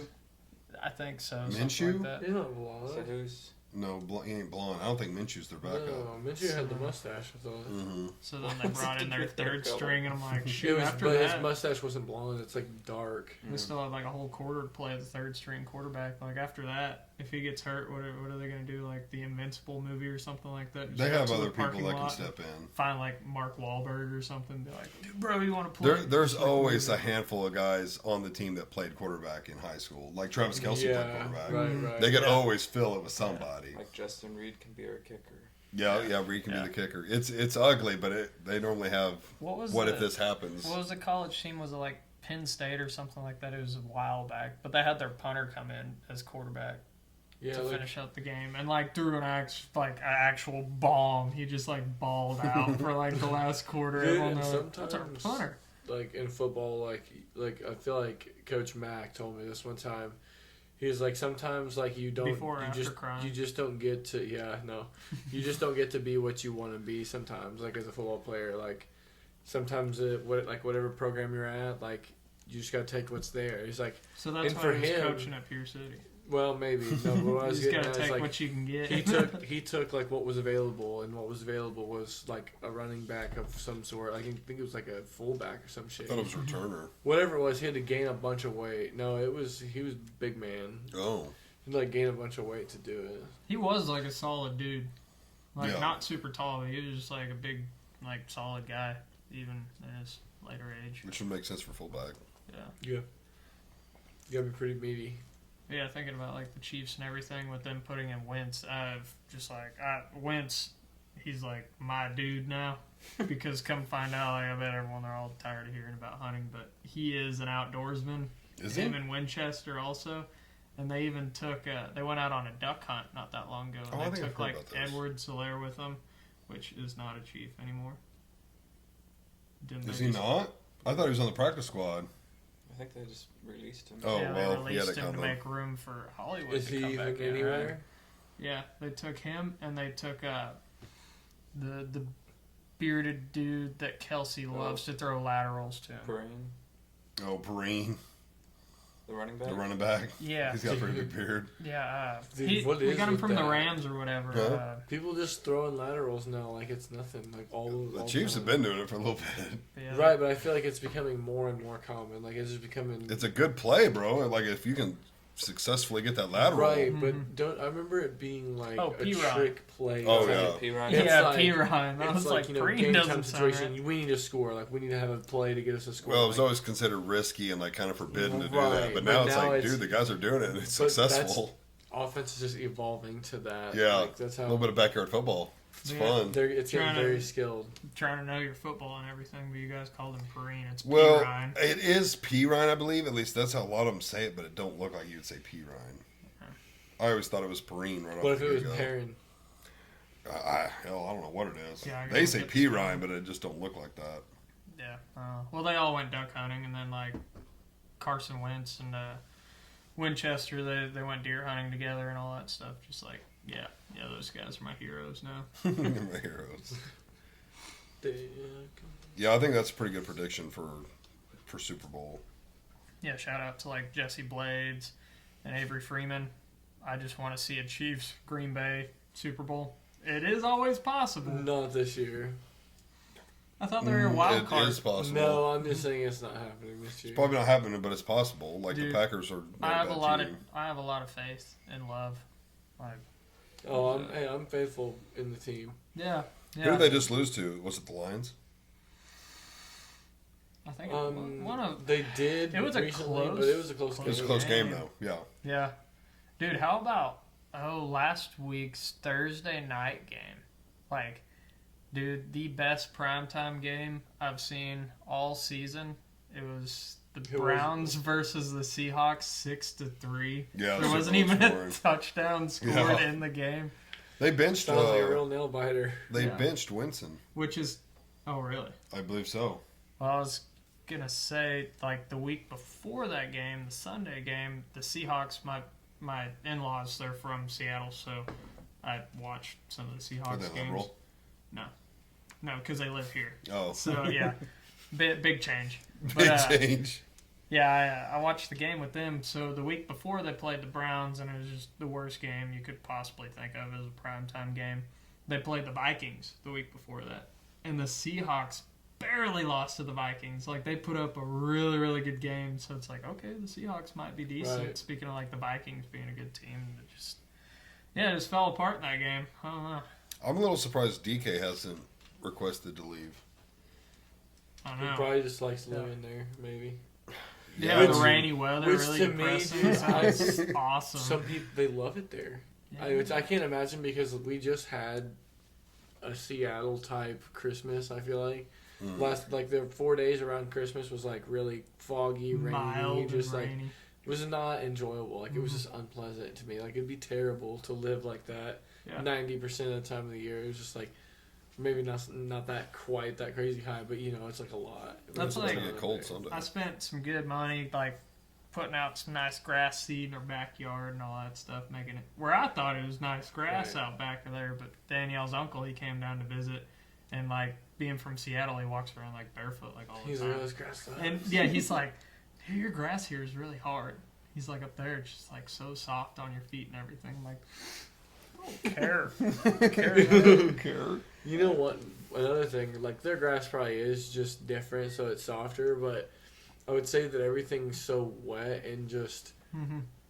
lush and green, and therefore Mhm. it's soft. You know Yeah. what I mean? Like everything's plump and moist, if you will. Mm-hmm. Like, He was here for like 2 weeks, and he's a union carpenter, but he's like superintendent or something like that on the jobs. So while he was gone, he put some like cameras on the job site just so he could kind of monitor what all's going on. So he showed me like in the 2 weeks that he was here, he's like, "Oh yeah, I'm just looking at the job site." He'd show me every day, like the camera was just like soaking wet and they have tarps over everything. I'm like, dang, that looks rough because I hate working in the rain. It makes everything that much harder to do, and it's just it's part of- terrible. part of their life. That's kind of like the Bills with them getting a new stadium up there. Like projected, it'll be done in like 2026, like around this area or like anywhere else. Like especially with how fast they put up like the Raiders stadium, like it'd be done so fast. But up there in Buffalo, it's like you're shut down during the winter because no one's gonna be able to walk across I-beams with like 12 inches of snow on it. So just like it really Yeah, For shuts pouring down on the concrete iron- and stuff, they iron probably are workers. real strict with Oh, I that shit. didn't It's got to even be a think certain about that. temperature or they won't let you pour. Yeah, Yeah. they've got certain Yeah. things that they Like requirements. we used to pour in construction. Hell, like you couldn't just stop in the winter, so it'd be, you Certain know, things. it could be in the 20s and they'd be pouring driveways. Yeah. Not ideal, but like you can't stop. Mm-hmm. That shit, no. They're like, if it's gonna get below this, you can't pour. I Yeah. think so. Which I think one might thing be that you have to I think it's the Bills getting a new stadium. It's one of them North. See, I hadn't heard about that, but they need to get one with a dome because like I can't remember which They- NFL team it is, but the it's Bills where they get a will- lot of snow. they will let fans in early if they will help remove snow. I saw that. Yeah, Yes. and they get out there and they have a good time with it out shoveling. Yeah, a they're bunch of just snow. because like the last time they had that happen, that would be you crazy. couldn't even see the seats. Oh yeah, it's Like nuts. everything was covered, so they let whoever wants to come in and help, and they just shovel snow. Well, that'd be wild to live somewhere with lake effect snow like that, where just I'd love it. 1 minute, like you're going to bed, like oh yeah, everything's clear out there, and you wake up the next day and you can't even get out your front door Right, it's like because there's 5 so feet much of snow. snow. I'd love it. That's It is the Bills. It is the Okay. Bills. Yeah, When did they start? It's slated to be finished ahead of the 2026 season. As of now, and it like they showed So it the in broadcast the other day. 2025. They're building it pretty close No, to it's the gonna be stadium early now, and 2026. it looked like they already got quite a bit done. But yeah, it's still got. are they getting a dome? The new venue will not have a dome. Yeah, no. That's what it says. That's wild. They're, Have they're, you they're guys- football people there. Yeah, have you guys noticed that some of the toughest They don't places want to play? it. That's dumb. I wonder if they're almost worried about it holding snow. Which you think they could build it to hold like 10 feet of snow or Throw heat the back- roof. Throwback to Wisconsin, their whole stadium Six collapsing Flags. because of snow. Dude, that doesn't make Was it any was I sense. know that. Yeah, Like, too obviously- much snow up on it, and it like part of their ceiling collapsed. Like, You can it see could on help. YouTube. That's With it. home field advantage, Mhm. but at the same time, you'll never host a Super Bowl. No. Like, you're taking that fully away. I mean, I don't think KC, if they plan on building a new stadium, I don't think they're going to make it a dome. Yeah. Why up would in you there, man. not? Just because I don't know, It's still fucking cold inside a dome. yeah, you got to be cool. Guess they want the elements. I don't know, I was thinking about Fuck that the that, other day. bro. One of the random I don't know, shower man. thoughts. I mean, it is cool, but like you'll never get to host a Super Bowl. Think about playing That's a lot of football revenue. and think about whenever just from our little experience with football, when there was like a weather type game. Oh, it's dope. They were always special and they were always pretty fun usually. Like, But we even- weren't playing for money. even though they were dreaded as hell. Right, but Or Super still, Bowls. dude, Like, you're it's not worried about your knees to the extent they are. They make a living Fair, with their you're- knees, fair with their enough. knees and stuff. well, if you're like Brock Purdy, you aren't playing for money either. Well, he will. He will next year. I whenever like his to contract's watch the up. elements. I like Oh, I the do snow too. games and stuff. I do too. I just can't believe if you were going to invest billions of dollars into a stadium, why wouldn't you invest a little more and put a dome on it? You could always open that motherfucker up like, hey, it's going to snow and we're playing Miami. Let the snow in. Jamie, do you think You they know. have reasoning for why they aren't doing it? Did it say anything? I was just It'd one of either them be like, money or elements. It'd be one of those. I'm just curious if it was just that they had any reason behind. Because they could obviously engineer it to where it's like, I would like think. we do that with our metal buildings. Like if you buy a metal building up north, it's engineered differently because they worry about snow loads. But if you bought a building but in are you- California, they're going to worry about earthquakes. Like they can factor that into the engineering. which around here, like that fault line over by the Mississippi, like they've had a few little earthquakes around like the Boot Hill. So it's like we could experience a massive earthquake because the last earthquake out there, like they could feel the aftershock or whatever all the way over to the East Coast and the West Coast. Like it's gonna Big be fault. pretty wild. But yeah, What Eric find? It says there's two reasons. One was cost, and the other one was the fans didn't want to have a dome. nice. Okay. But it also says right here that Cost is kind of a bullshit reason that because it wouldn't be that much more. the stadium's going to be designed to where about 65% of the seats will be protected from the elements. Oh anyway, yeah, I did so, see that the other day. You'll have some kind of awning or canopy thing. Yeah, so But yeah, majority I of was, the seats will be protected. So I they're wonder if they adapting. polled in the area, like, hey, we're going to build a stadium. Do you want probably. the dome? Like you talked about Bill's Mafia, they're wild. And their dipshit so- fans are like, fuck no, we want the snow. I had one of them random like. Hey, I mean, I get it. It is That's cool. part of it, It dude. is cool. I had That's one why of they're them, Bill's Mafia. Oops. I bet the players were like, fuck, we wanted that dome. I had one of them like random shower thoughts the other day where it's like the most brutal places like to play football. They're all like open air stadiums. Like you think about it, like the Bills, the Chiefs, like throwing back to last year's playoff game, like Oh, super cold. dude. Yeah. Green Bay, like you got Seattle because it's going to be raining like every Chicago. game. You also Chicago. have the Chicago opposite. can And be then tough. everything down south, the good conditions, they're domes. Like And that's where the Super Bowls are. yeah, I never got that. But you have the opposite It is effect of the wild. summertime. yeah, Like so- Miami, their stadium is the worst to play in the summertime. Yeah, Because not only is it hotter than shit down there, the opposing team is on the sideline to where the sun shines.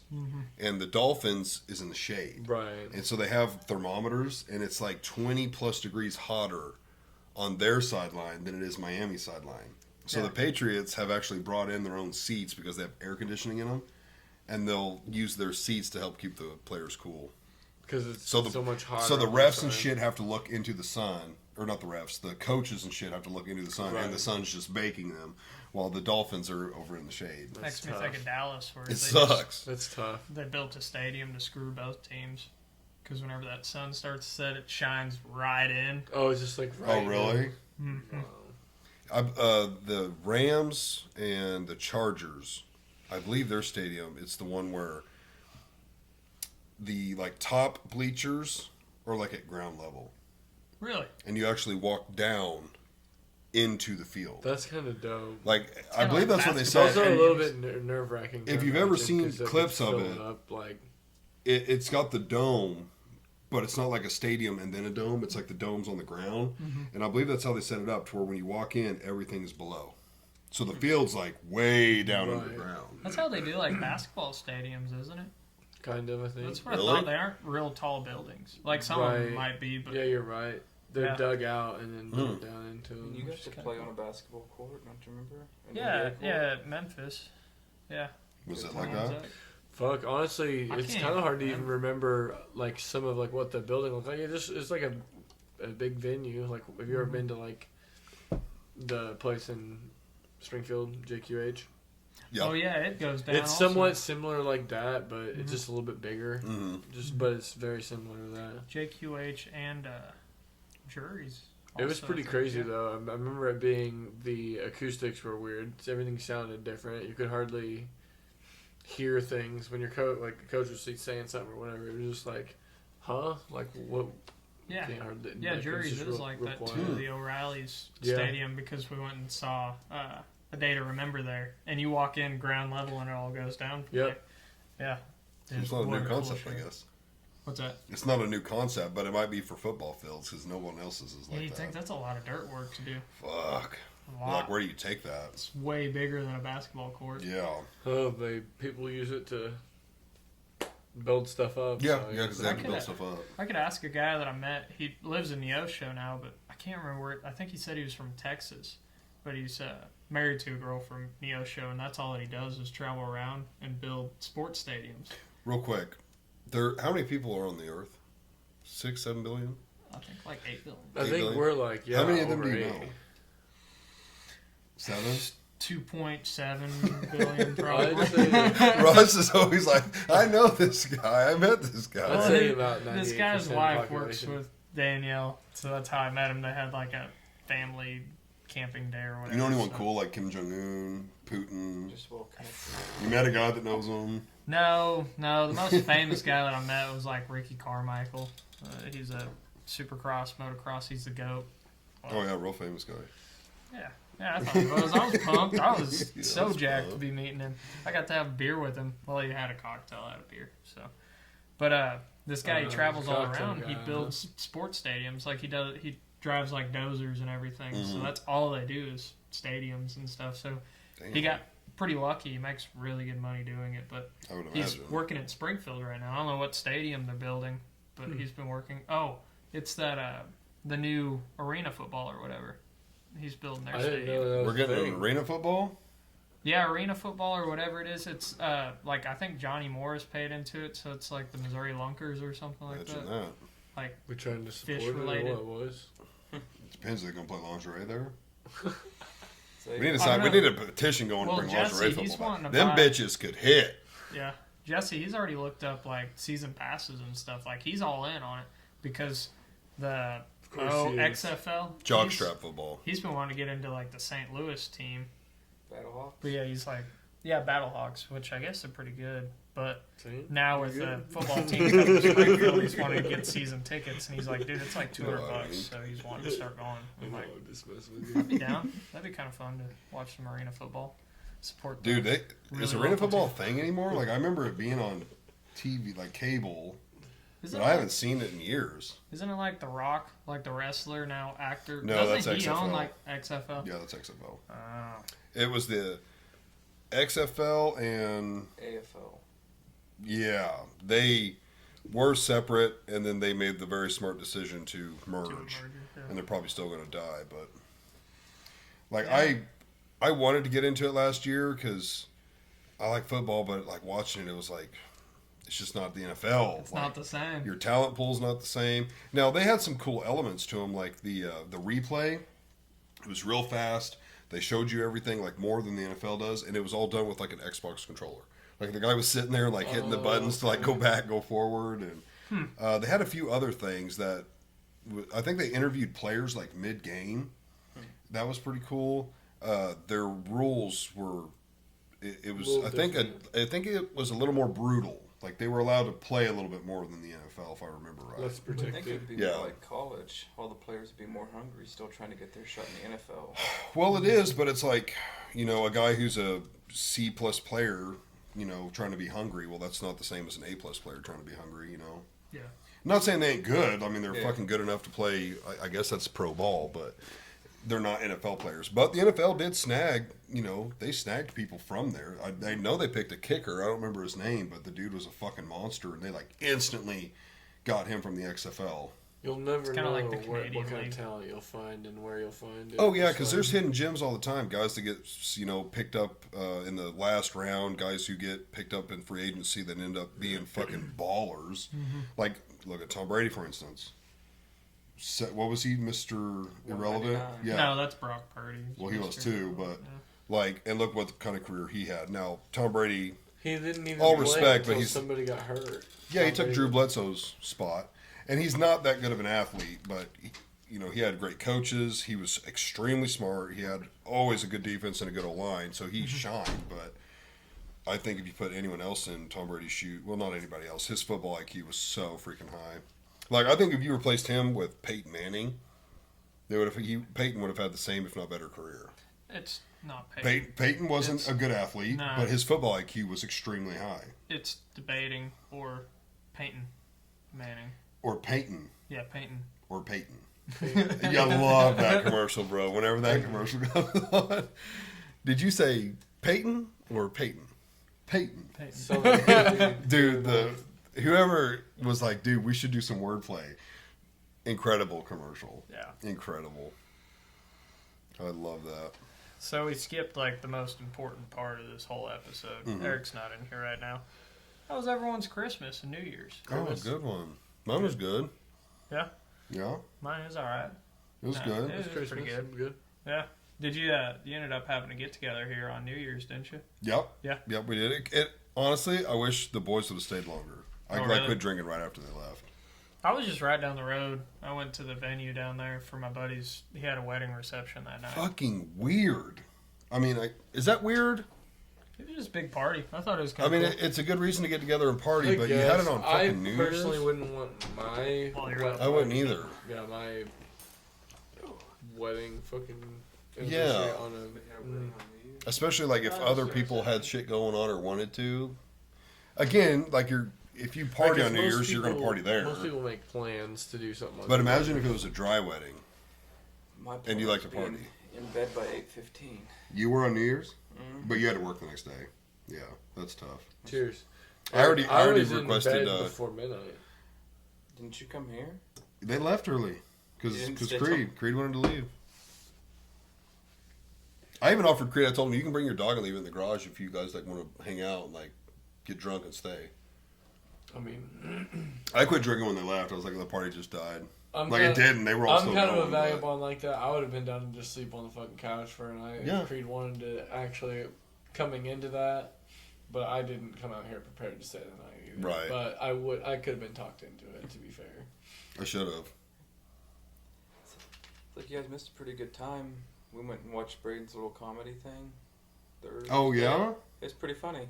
is he good at it? I thought so. I've thought about going and watching him, but comedians, I find very few of them funny.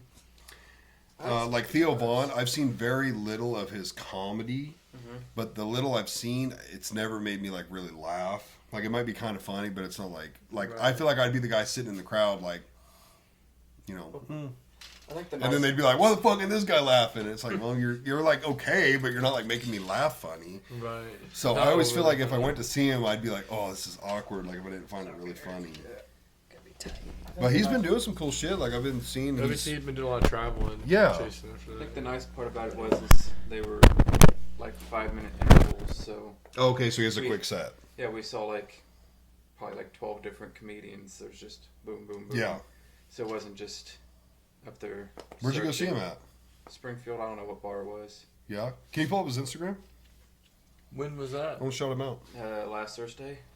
Was- I don't think me and Brady Yeah, I've been were seeing him friends on post about it and stuff. It's like that's really cool. I should have him on. Now that I think about it, have him talk about it before he blows up and Oh. thinks he's too good for me. Creed's cousin. I told him that when I saw him Mm-hmm. last. I'm like, I need to have you on before your big shot. Is it okay? All right, we know this fella.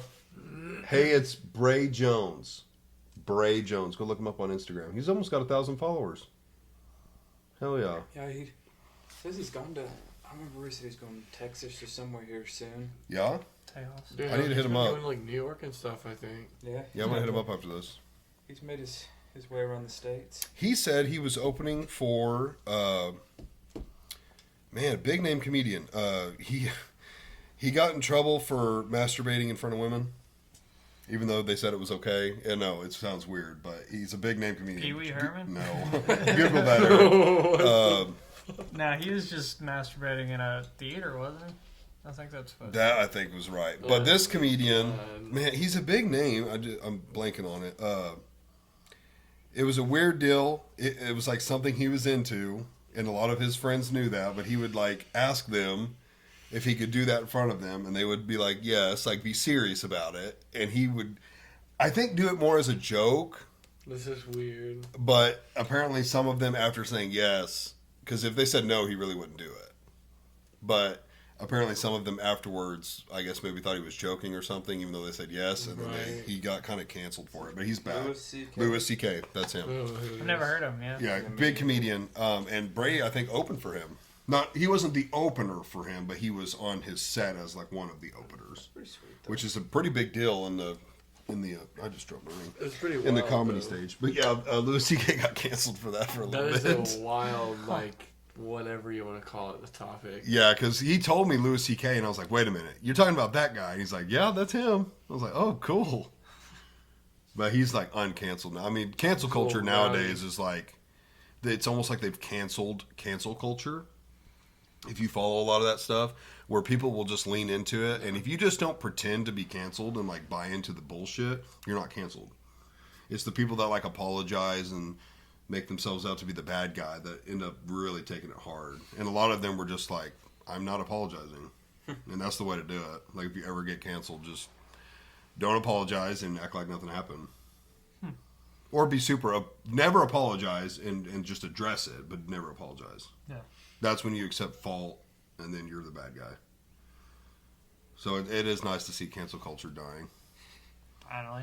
Yeah, finally. Because whether you agree or don't agree, like, We'll it's never not worth get canceling somebody over. Aunt Jemima Unless they back say on the some bottle. real wild. It's gonna be pretty bad, I feel like. Yeah, like, I don't even want to say it, but like, you can imagine some real out of pocket shit. Brutal. But, like, to my knowledge, no one's ever said some real out of pocket shit. I'm sure there's a case or two, but for the most part, it's like if you just don't agree with that person, there's no need to cancel them. Like Eric.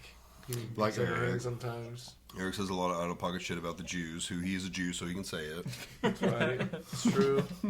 He's got the card, if you will. He has the card. We'll never have Aunt Jemima back on the bottle. See, like, that's bullshit. Or the funny Aunt one Jemima. is the Land O'Lakes, Yeah. where they took the Indian. They were like, classic. classic white person taking the land, taking the land, keeping the land and removing the Indian. Yeah. Oh, dude, it's so stupid. But that's like the Redskins. So fucked. Yeah. Well, The Commanders. I've heard I've seen that shit there like was this a as petition well. going around, and I really hope that's true. That they, and it started with an Indian reservation. They were like, we want it changed back to the Redskins. Yeah. Like that, maybe that was a derogatory term or something, but they don't look at it that way. And they were, I believe, the ones who actually kind of named it or were part of naming it. And they're like, we want it back. Like, yeah, maybe it was a bad word back then, but now people associated that team with Native Americans, and now they don't. You know, the hardcore fans or the people that Right. don't buy into the bullshit still do. Like, I still call them the Redskins, but Yeah. it really is bullshit. They talked about doing that with the Chiefs. And Yeah. Chiefs Kingdom was like, fuck no, you are not changing our name. It What was would shut they down change- what real would they quick. change it to? Well, that's like They never said. It didn't go that far. It was like, no, not happening. Florida State, the Oh, Seminoles, my. like. Yeah, they said the same thing. They're like, Imagine. no. Kansas Yeah, football but they've team. been giving back What to the Washington Seminoles did. for Oh. years. Like even before the whole Really, the cancer Commanders? culture thing came up and Cancel. all that, They were the football They, team first. they Oh, decided well, to I forgot actually that there was a little take like, care of interim the Hold on, we're Indians. talking over each other. What were you guys saying? About Washington just being the football team before they became the Commanders. Yeah, they for a year were the football team. Yeah. Was it football team or like football association? No, It was football just team. Football team. Yeah, super stupid. Gosh. That's, Yeah, the Seminoles were another one. Like Ross said, they were like, no, we're not changing. our Yeah, name. well, even before the whole cancer culture thing, they've Cancel. been giving back to them. Cancel culture You said cancer. twice. Cancer. Well, you know what? It's Cancel. very similar. I thought I was saying cancel. My bad. No, it's fine. The cancel culture is a cancer. Yeah, they're pretty Yeah. similar. Yeah, but they've been giving back to the Indians for like a long time, Yeah. I guess. So I just listened to a podcast about that a few weeks Shut back. them out. Oh, Bear Creek. Gosh dang, put me on the spot. Bear Grease podcast by Clay Newcomb. Bear Grease. Imagine Yeah, I don't know. yeah. that. He did a deal about this like part of it was the song Seminole Wind. Yeah. Oh, I love that song. Tim McGraw? No. No, Oh, no. John Anderson. Yes. Oh, okay. So They have a different Tim McGraw one. It's it old was one. about Osceola. He was a Seminole chief or something like He's that. Indian, yeah. Yeah, he was one of the higher ones up in the tribe, so he did like a whole documentary podcast about it. And I didn't realize, but part of that song, Seminole Wind, he says in there, John Anderson, he says you can hear the cry of Osceola. Mm-hmm. And it just never he clicked says to me. Osceola. Yeah. That's how he says it. He says of Osceola cries. Yeah, no, I know that song very well. Yeah, I was like, wow, I never put it all together, and the whole time I just thought it was a turkey goblin or something. Because down in Florida, down in the Everglades, they have a subspecies of turkey, and it's the Osceola turkey. Is it smaller, like everything down there? Like their deer and stuff? It's a little bit smaller. They have smaller spurs and smaller beards than ours, but like body wise, maybe like 5 pounds. Are they farther up north? Like they're not in the swampy stuff. No, they're down in the swampy stuff, like where Marcus is at. Because I brought that up to him. What's the like, python population done to them? I have no idea. Well, I mean, It's like wiped everything else out. Yeah, apparently it really has. Yeah, wiped it's out, bad. Like squirrels and rabbits and shit. Apparently. I watched something where the conservation was talking about it down there, and they're like, there's in certain places, like rabbit, squirrel, like any kind of small creature Just like gone. that, there's like 90 to 100% gone. Yeah, that's sad. I can't believe they don't have more people fucking hunting those things. You guys I'd do watch it the for guy money. On Instagram. You What's were? his name? I think it's something Garrett. Is all the time in Everglades just yoink and shit. Oh my yeah, God. yoink, yeah, does that he guy. say yoink? Yeah. Yeah. Yoink. But he doesn't Yeah. kill anything. He takes it and Oh, does he? I But didn't know he did that. He's always looking for the big ones. Yeah. yeah, 20 foot or whatever. Yeah. Yeah. but he's always yoinking, like you'll see Frogs. at the end of some of his Yeah. videos. He's got like 20 some little baby pythons in his hands or boas. What's he called? The alligator swamp Swamp puppies? puppies. Swamp Yeah, puppies. dude, that guy's got It's crazy. massive He's always nuts. walking around in his Barefoot. in Yeah. the swamp. That's what I'm So saying. thanks. He's even been out to the Amazon too. Mhm. Like, So he wow. does relocate the pythons. I think he takes him to like pet stores maybe. kill houses. Yeah, you just That's need how to they get rid make of them. boots. I mean, Python. really. I mean, he says in his videos that these are invasive species. He They did it are. With, some kind of gecko, I think. Let's too. be real. Like, I think that, yeah, sure, if you can get some use out of the meat or something, go for it. But yeah, they need to just be. They need to go. Same with boars around here, or the hogs. Like we have huge. Well, hog the problem. snakes, in my opinion, is a way bigger deal than the boars for now. It's Just bigger for given- the animals. The 'cause boars it's, are bigger for like crop. you said, 90 to 100% it's of bad. animals in neighborhoods are just. Yeah, in certain places. There's a Craig saying Robinson it's bad. TV show. I don't remember what it's called, but in the TV show, at some point they're hunting snakes in it. It's a comedy show, Right. but I don't remember what it's called. But yeah, they're snake hunting in Florida because they're getting paid for the snakes they kill. Yeah. Well, that was around here with the hogs. It was open season for a long time, and then I want to say like a year or two ago they put it into the open season and they put seasons on it, which makes no sense. They want you to cage them. They're not shoot on site anymore because if you shoot one, they kind of disperse. So they want you to They be able run. to cage a bunch of them at one time. Those videos where they got like a pile of corn and shit, and then the cage just drops. Mm. And then what do they want you to do with them? Kill them. Oh, just kill them all right there. Yeah. Have you seen the video where they like 'Cause that shoot way the you can tanner just- and just blow them up? I've seen that. Because if you just start shooting, there's some going to get away unless you got 20 guys fucking just. In Texas, they hunt them out of helicopter. Yeah, I've been Right. watching videos that the guy just blasts. Yeah, them. and I've seen them hunt them from the If back you of got the RVs. dough, Yeah, that and like side by sides. Yeah. Like in a razor running like 70 miles an hour down through a field, just pop, pop, pop, with an AR. Which I have thought about getting, like, just for coyote hunting around here, like either a thermal or a night scope, and doing some more Season coyote starts hunting. here pretty quick. And you can hunt them at night. Mm-hmm. Right? Yeah. Yeah. That's what I thought. Yeah, Alex Abramovitz, he comes out to my house and does it, and I go out with him all over. I need to let you guys come out here because Vaughn doesn't want them out here. So, and I don't blame him. I mean, he's got cattle, but Dude, it's wild. I think well. Hunting them at night, it's fun. Can you Bet. shoot them year round, like if you've got cattle and stuff, because they're considered? You can shoot them during the day. It's Yeah, just a yeah, certain during the day. season at night. Oh, okay, that's what I thought. I Yeah. think coyote season technically shuts down for like only a couple weeks out of the year. Really. Yeah, they do it during like I think turkey season is one of them, and then I think around like the fall opener of rifle season or something like that, or youth season. It's one of those. But I know I get why they don't want people out coyote hunting during turkey season, because the main objective is not to be seen. So there's a bunch of Right. guys out there all camoed out, like hiding in tree lines. So you don't want a guy out there coyote hunting and blast the coyote, Right. miss it, and shoot someone in the tree line or something. Right. I think that's Right. the only reason why they don't have it. So that reminds me of a funny story my dad's told me. It was a buddy of his. I don't remember his name, but he was turkey hunting Talbot. And this is many, many years ago. But the guy is turkey hunting. He's like sitting up against a tree. And there is a turkey coming up to him. And because it's Talbot, it's public land. So, and I've hunted out there before. People are just, even during deer season, just walking Like, they're just everywhere. It's I would never hunt there again just for my own safety. And this story kind of plays into it. The guy's sitting against a tree, turkey hunting.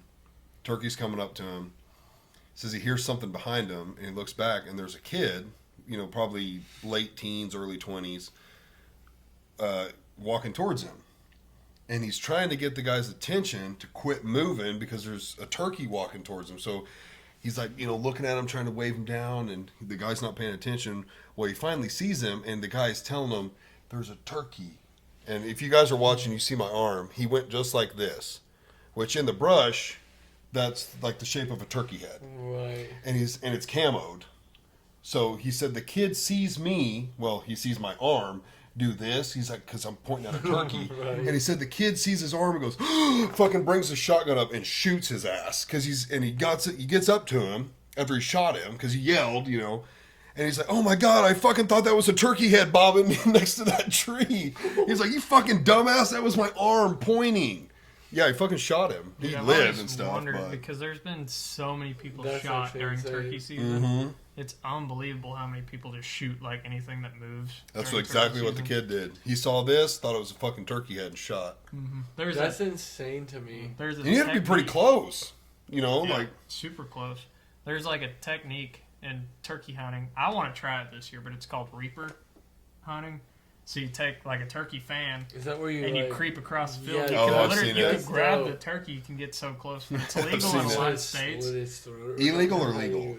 Illegal. Like in Oh. Missouri, it's still legal, which Oh, probably okay. won't be for long. But a lot of states are banning it because so many people are getting shot for that same reason. People Right. are like, "Oh, there's a turkey out in the field," so they Oh my Shoot God! the There's a hunter behind the fucking fan. head, just a fan dressed of feathers walking around. Bam! Like people are stupid, man. that's sad. It really is crazy. Like how many people probably shouldn't have guns. yeah. Well, public land is just. Yeah. But I've seen big Yeah. deer on public land. Oh, yeah. Dad shot that monster buck. I mean, it wasn't anything like Ross's, but it's a big son of a bitch, and he shot that at Mark Twain. I missed a big Ole Miss. I just didn't shoot. Kind of got buck fever on a big 10 on Talbot when I was like 13 Oh, or I've 14 heard or this whatever. story. Yeah, I remember actually. hearing that. Dude, I mean, Because your perfect. dad was telling you to shoot. Couldn't get any more bet. Like it literally couldn't get more set up. Like in my favor. Like the Yeah. deer had stopped to where his head was behind a tree. Kill zone's like right there, so he's not even seeing it. I'm just Can't like, see him move. just for rows up, and then next thing I know, he's just like kind of trots off a little bit, and then it's just. What did your dad say after? I can't remember exactly. It wasn't anything crazy, but he gives me shit about it to this day, for sure. It's after he hit him. He's like, "Why you crying?" Yeah. he's like, you better dry them tears up, boy. I'll give you something to cry about. Dude, my No, dad- I was kidding. My daddy was kind of excited because he listened to our podcast. Oh, did he? He's like, "Dude, that rack looked really big up on that table." It did, and I'm bro. like, "It's just an illusion. It's further ahead." Nah, it's No, a it big ain't. one. It's a big one. No, it ain't. I saw that pic as well. It was a big one. Yeah. It really Definitely was. knew that it was yours. Yeah. Yeah, I touch that skull cap like every day I walk on by. I'm just like, I would too, bro. That's a nice A deer. little good luck. I got you. We had a decent one out here, nothing like that, but Mm-hmm. bigger than the one I shot this year. And I never got to see him. Maddie never got to see him. She saw him twice while driving. Oh, really? And other than that, he just never made his presence. You gotta pursue some of them. Well, like, you gotta, know- you gotta just figure out what they're doing. I'm starting to believe because I've heard this from a lot of guys that shoot big deer, and it was true for me this year. Granted, mine wasn't very big, but it was decent. I shot him around noon, and I've heard from a lot of avid hunters that go for big bucks. It's like 11 to 2, like in the afternoon. That's when they make their presence shown. And I'm the kind of guy that I just can't sit past 10 o'clock. If it's 10, and if I haven't seen anything, for sure by 10, I'm fucking out of there because I'm just pissed. But I just can't sit all day. Even if I got my phone to, kind of make the time pass. And I love being out in the woods. But by 10 o'clock, it's like, fuck, bro. I've been out here for like 5 hours, or, 4 or 5 hours. Like, I'm ready to go back to the house. But I've always heard from a lot of guys, like, if you want the big ones, you need to sit all day. Yeah, I think I've done like 15 all-day sits this year. All day. Like, bringing a lunch and all that. Right. Are you a big, like, avid person for that? Yeah. I mean, I'd be down for it, but someday it's just like if there's gonna be a full moon, you want to be out there at like weird times of the day because they're gonna up be all out night. more in the night, and then they'll like bed down for like a little bit, like especially the morning hours, like whenever you usually be seeing deer. Mm-hmm. So you know them deer are gonna be back up, like what you said, around Right. like that 10 to like 2 o'clock time. It's Right. the weirdest thing because like I read about that and I'm like, no way. So I did like an all day sit and yeah, sure enough, they came out around like noon and stuff. I'm like, that's crazy. That's weird because in my hunting episode I released, I think I even said it if I posted that clip. I don't think I recorded it till I got in the stand, so I probably did post it. But I was walking out. It was opening day maybe, or right around opening day. It was the brightest I've ever walked to the tree stand. So bright. Like I looked up at the moon and it was like, fuck, it is bright out here. That was opening day. It wasn't opening day? Okay. I mean, even a couple days after, it was so clear. But yeah, opening day, I was like, bro, it's like you could fucking shoot right now. It is so bright. I remember the sun coming up and it being, for like 5 minutes, this weird fucking like daylight and moonlight lighting everything up. It was incredibly bright. Yeah. And again, I didn't get anything opening day. I also climbed down around 10, but That's I just know that was opening day because that's still like, just like in my memory, so vivid because I bow hunted the day before. Like I hunted opening day also, but I got out for that Friday just to try to get one with my bow, and I was decoy hunting. Like the first year that I've ever used a decoy. Now I'm gonna start using it like every I've used year one once, 'cause it's fun. one time. But that night, like not a whole lot of action until like right at like already sunset, but you still had 30 minutes to shoot. Then everything started coming out, so I'm like, crap, I can still see like everything so vividly right now, and it's already like 7:30. So I just sat in the stand for a while. All these does they're out eating around me. Had a couple bucks come on in. Had one come and just plow the decoy. This was like at this time it was 2 hours after like sunset, and I'm still in the stand. It's 9 o'clock, and I'm just sitting there like watching deer. I'm like, I just want all you guys to leave at this point. So you can calm Like, down. yeah, Right. so I can finally get out of the stand and go eat dinner. But yeah, luckily that smaller buck came through. He already had like a whole side was broke off. Like you could tell he was a fighter. He came on in, ran off the does. I'm like, thank God. But then he came back out of the trees and he just saw that decoy and kind of cocked his head and came on out and just rammed it. So of course that scared him because they aren't used to it. Fake. Yeah, they aren't used to a deer's head just flying off whenever they hit it. Our deer's So heads are falling off. I love seeing those So I videos. finally got out of the stand. I'm like, They freak the fuck out. yeah, know? I it's got to unexpected. see that literally 10 yards in front of me. I'm like, that is the coolest thing in the Could world. you give me a beer? Yeah. Thank you, bro. I met a guy. He was from Kansas City. He drew a bear tag, and he said like pre-rut and rut, like that's the best time to use a decoy. I'm like, no way. I Really? don't believe it. Yeah. So I used it, and dude, that poor decoy, it took a beating this year. Like it got knocked over by a bunch of younger deer. One of my most memorable hunts. I don't believe I even got anything. Got in probably 30 minutes before light. I've got the pictures on my phone because I took a time lapse, kind of. I would say it was around 6:30, so a little bit after light. When I took my first picture, it had just started to lightly rain. Well, it was like a rain snow mixture, and I knew it was supposed to snow a lot. So like I took a picture, and I took a picture like every 30 minutes or an hour, and within like 2 hours, it was like a blizzard. So I got to watch it go from like decent temps and green to everything whited out and That'd be just cool. a shit ton of snow. So for like 2 hours, I got to just watch it slowly happen. It was one of my coolest hunts ever. Because I also love this. I love the cold. Like I like snow. So to get to hunt in it and watch it change, it was pretty How cool. many years ago was that, would you think? I'm trying to I'm gonna say roughly 3 or 4. I was going to say, because I have a picture of my memories out at the tin can from 4 years ago where we had gotten like a big fluffy snow, Mhm. if you will. Like you can see it, like it's like makes all the tree limbs look fat. You Yeah. know, it's got a big bunch of snow on it. I wonder if it's the same time because It very well could have been. Yeah, it I'm was trying very think cool the to last watch time it. I hunted in the snow. That was one of the few times, if maybe the only time I hunted in actual snow coming down. Mm-hmm. But yeah, it was really cool to watch. I still think about that. That's how memorable it was. Dude, I just hope that we get a little bit of snow this Sunday.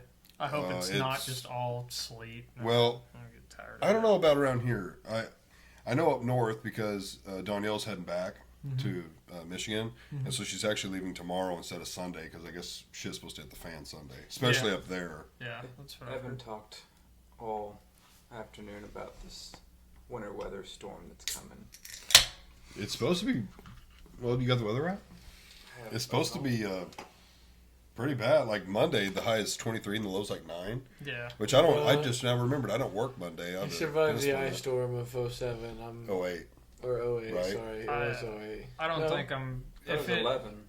No, it was 08. The tornado was 03.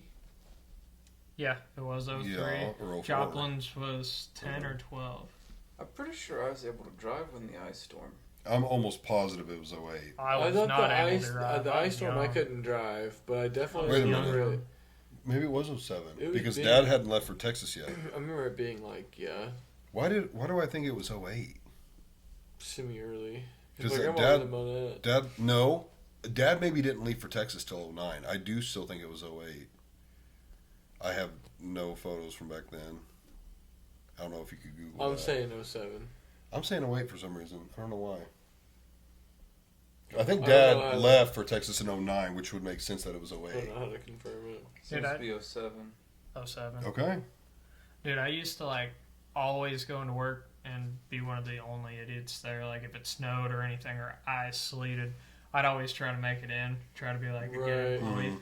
But now I got to thinking Good about it. I'm like, company man. I don't make $1,000 a day, and my deductible is $1,000. Right. So it's not even worth it. So No, man, if we get like a realistically, your dusting or risk- anything on Monday, I'm probably just gonna hang out at the house because it's gonna be really cold, and I don't really feel like working out in the cold. So. Yeah. Like I hate to like be that way, but yeah, sometimes you gotta think of it that way. Like, Mhm. is it really worth it? Like, just me having a good he's a good employee, like he'll come in, blah blah. blah. Right. It's like yeah, but like I'm risking that all for like you said, $1,000 deductible. Well, last Yeah. winter, It'd be me and the guys that live like a mile away from work, just like. last winter, my boss called me. Well, it was Thomas at the time, and because he knew I lived out in the country, and he also knew that my brother-in-law works for MoDOT. So I was like, hey, if we ever had bad weather, hit me up because I'll call Bubba because he'll be out working and he'll tell me how bad it is. Yeah. So he called me. Dude, I never even thought about Yeah, that. I get Bubba. I get Bubba. So Wait, does he go out and hit the roads like in the middle of the night and shit? Oh, yeah. Yeah, he works for Oh, yeah. MoDOT. yeah, he's out salting. and Okay, stuff. so I just didn't know if they like how they did all that. Yeah, so Thomas calls me, and it's like, let's see, at the time I was going in at, I was going in at 5, so it was about a little before 4:30. And he's like, hey, how is it? And I said, well, I just got off the phone with Bubba, and he said it's bad. Now, he's up by Mount Vernon, and anytime it's like interstate, it can be 44 way worse is- north than it is south. But I was like, he said it's pretty damn bad. And he's like, okay, well, he said, nobody had called in yet. But again, I went in like 2 hours early. No, my bad. We were all going in at the same time at this point. But anyways, he said nobody had called him yet. I said, well, I'm about to leave. I'll let you know. And I'm in my car, so I could have turned around and got my truck, which four-wheel drive is the same, maybe a little better than front wheel, depending on who you talk to. Ice is ice. Yeah. But I couldn't even get up my driveway. So I called him and I said, well, I was like, I can't even get up the driveway in the car. I said, I can turn around and try the truck, but it is fucking icy. And he said, well, don't even worry about it. He said, I've already had the whole Castville crew call in and say there's no fucking way they can make it. It is bad down there. And I was like, well, I would believe him because I can't get out the driveway. Bubba is out, plowing right now, and he said it's terrible. And if they're telling you it's terrible, it probably is. So that was like a Wednesday or Thursday. We ended up canceling that day and working Friday to make up for it. But it was like, dude, if over half the shop's calling in, then there's no point in running. And we didn't, so. I think that's one of the first times that I called in for like winter weather. Last Oh, year yeah, it was dude. like that same Dude, storm. when it's I'm just covered like, in ice. You "Dang." can't do anything. No. There's literally Yeah. just nothing you can And do. some of us have a 20, 30-minute drive. It's like, bro, we don't all live in town 5-10 minutes away. Like, we have a lot longer, risky trek to make. I know Yeah. people that commuted an hour and like 15 minutes, 20 Damn. minutes to Traverse. Well, and another one, we actually got out early one time for a tornado. We ended up having one over by the hospital, but we had been kind of watching the radar, and it was like an hour or two before the end of the day. It was looking pretty hairy, especially this direction, and me and one other guy lived this direction. And so it was like, hey, we're just going to go home. It was like an hour or two early, and they were like, we'll make it up tomorrow or whatever. But it's like, we should go home because, like, they're talking about some serious shit. So we all went home, and sure enough, I got here, like, the in-laws came up. We all, like, parked in the garage or under the deck, and it never got too bad here. We saw, like, a swirl or two, but then we heard later that one touchdown by the hospital. It didn't do anything. Dude, that was this spring because Yeah, it was we this spring. watched it. Me and my coworker, we were I working remember seeing over. people post pictures of it from the hospital. We were working over in Independence. We went through like Circoxie and kind of like cut back down towards Granby, and then came like right this way. Yeah. So it missed my house, but like my coworker's wife, she doesn't really like storms, and we're still like an hour into Kansas on our way back home. Like it was crystal clear over there and everything. Yeah, you're like, Bluebird day. She's calling just like, there's tornadoes here. You guys need to hurry up and get home. We're like, we ain't going home. Like that's where all the Sunny. storms are at. Like Like, tornadoes? yeah, I like this but- Bluebird, Kansas day. yeah, you guys definitely got like the storm right through here. Mm-hmm. But yeah, that's another time. Like Zach, he can remember it. So we just went right down the road. So we get together like Wednesdays. We used to do it like That every was Wednesday. dope. And, I'm not gonna lie. That was honestly so. It was crazy, but it was cool. we just drink beer and cook I some meant good the food weather, and stuff. Yeah, the phenomenal. weather. But we came out here to do it one day and just like up at my house. Like we didn't really have much, just some heavy rain and stuff. But driving down here, it looked like it snowed. It hailed so hard. Oh, The I think ditches I are remember And, that. full of and Yes. it rained like a metric fuck ton. Yeah. There was a There lot of was flooding. water over the road everywhere. remember out seeing here. pictures of I've that. got memories Oh my on Snapchat gosh. that it literally looks white out in the fields. Like Yeah, the roads where the water's running, there's just like piles of ice, like I remember that. literal believe it. feet high in Yeah. some places. The Like most hell I've ever seen in my life. I've never seen anything insane. like it. It was absolutely insane. So right here is just Tornado Alley. Mm-hmm. Like, Yeah, we're right in right it. where you guys built your house. Yeah, we're right in it. It's insane because you guys get hit with everything that kind of passes by everyone else. It Right. seems like this is just like the central because I'm always watching like the radar because of course like my sister lives like right down the road. I'm like, dang, they're gonna get hammered again. It's wild because it comes like right across here and then hits Fryestown where my parents live. Also, I'm like, dang, we haven't been getting like any of that. But at the same time, like for some odd reason during like our tornado season this year, had like a lot of like random touchdowns. It seemed like Dude, this year. Cassville got hit, and I don't feel like Cassville usually gets hit by Yeah, they don't. tornadoes. Yeah, I think it's Kind of honestly in a because bowl. of the valleys. Yep, Mhm. yep. Same Which with, it was like the Stockton. hilltop area, kind of. They got hit, I think. Which would make more sense. Dude, talking Yeah. about some wild damage. Zach wasn't there, but Eric was there. Down in Arkansas, whenever we went and floated Oh. Crooked Creek, Mm-hmm. like Yeah. I would have loved to I have saw seen it it. driving down there though. Like What's some of the damage. Yeah, like we put in I out didn't on see this it on the creek, flow, though. and it's just like it's all wilderness, like all the way around there. But probably 90% of the trees were just snapped in half and stuff. Wow. It was insane. Like that place is destroyed from a tornado. It was the same one that went through Rogers, Arkansas. It ended up hitting that whole area. But Well, it was just crazy to think Eric- about. you're a year older than Zach and I, Mm-hmm. and Ross, you're a year younger than Zach and I. I'm a year younger than What do you guys remember about the Pierce City tornado? I watched it. I Really? watched it also. I was at my grandma's house on 97. I could see it going. I saw. Wow. Yeah, I get to see it as well. Not like necessarily from like start to finish, but like saw it like kind of whip around. I guess like Eric said, because it kind of went around. Where were you at? Would have been at like what would be my Uncle Sam's house right now. Oh, you saw it all the way out there. Oh yeah, dude, it's massive It black. Just right by there. Wow. Because So I don't recall seeing it at because all. I remember my grandpa was like, "Yeah, you guys want to see a tornado?" I'm just like, you know, I don't know if I can see a tornado. Like, what do you mean? He's like, "Oh Wow. yeah, it's over there." Like, I was like, "Holy shit!" I definitely don't recall seeing it. I remember driving into town after. Mm-hmm. I think my Remember older sister helping. was at someone's house or something, so we had to like go get her. But Oof. I remember being Uh, asleep. you were asleep. My parents woke me up. So we Wow, had to you go to went my to sleep grandma's early. house. You're like, "Yo, hey Eric, Sean just got fucking destroyed, Yeah. bud." It wasn't even dark yet whenever it hit. No. I still remember it like so vividly because our house had just burned down out on power line. So, well, it burned down like that winter. So this was springtime. So we're living over off H Highway, just north of Monette, renting a house next to the berry farm, Mm-hmm. the blueberry farm. And we had just gotten back from somewhere. I can't remember where.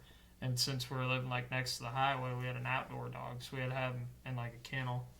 So we'd walk him. So it was me and my dad were out in like the back field. We're kind of walking our dog Stormy, and the sky got that really like eerie green color. Yeah, and it's the dog weird. started acting weird, like Pressure change, really Right. weird, breezy. like whining and all that. Like kind of, I don't know, it was odd, and you could just hear like. You heard like the high winds and all that stuff, and then like crunching noises. We're like, oh no. So like sirens start going off and everything. So like I'm getting chills right now thinking about it. Dude, Like- severe weather's crazy. Yeah. So Especially we stormy. run back in, and we had like an old cellar underneath the house. But like of course like you don't really think you're gonna be using the cellar, and we were just renting the place while our new house was getting built. So like we had stuff on top of the door. So like my daddy's just like moving stuff off the old cellar door, like one of the Right. big pieces of plywood that the whole Yeah. thing lifts up. So like yelling at the girls like, "Hey, we need to get down." Like at this time you could see like the darkness like coming towards us through like the green and everything, just hearing like everything whipping.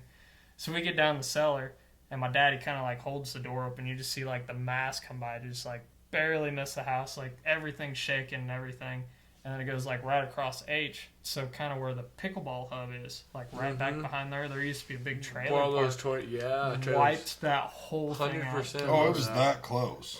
Yeah, the Yeah. most eerie sound of just like I forgot about crunching and that. everything else, like the power lines like getting whipped all around and stuff. You were hearing debris just Hitting smacking the off house of and each other everything, and like- just. You could like looking out because the cellar door was open. It had like a big window out back, and to see just that mass going on by, I That's have like the- goosebumps that's right like- now. Like That's it like some bothered me shit out for of like years. Smallville. I don't know if y'all. I know you've seen I've seen Smallville. that. Well, like there was like some tornado shit in there, and that's what it reminds me of. It's just like seeing like shit just whipping down. Like I can't imagine that'd be nuts to like Yeah, witness it's- firsthand.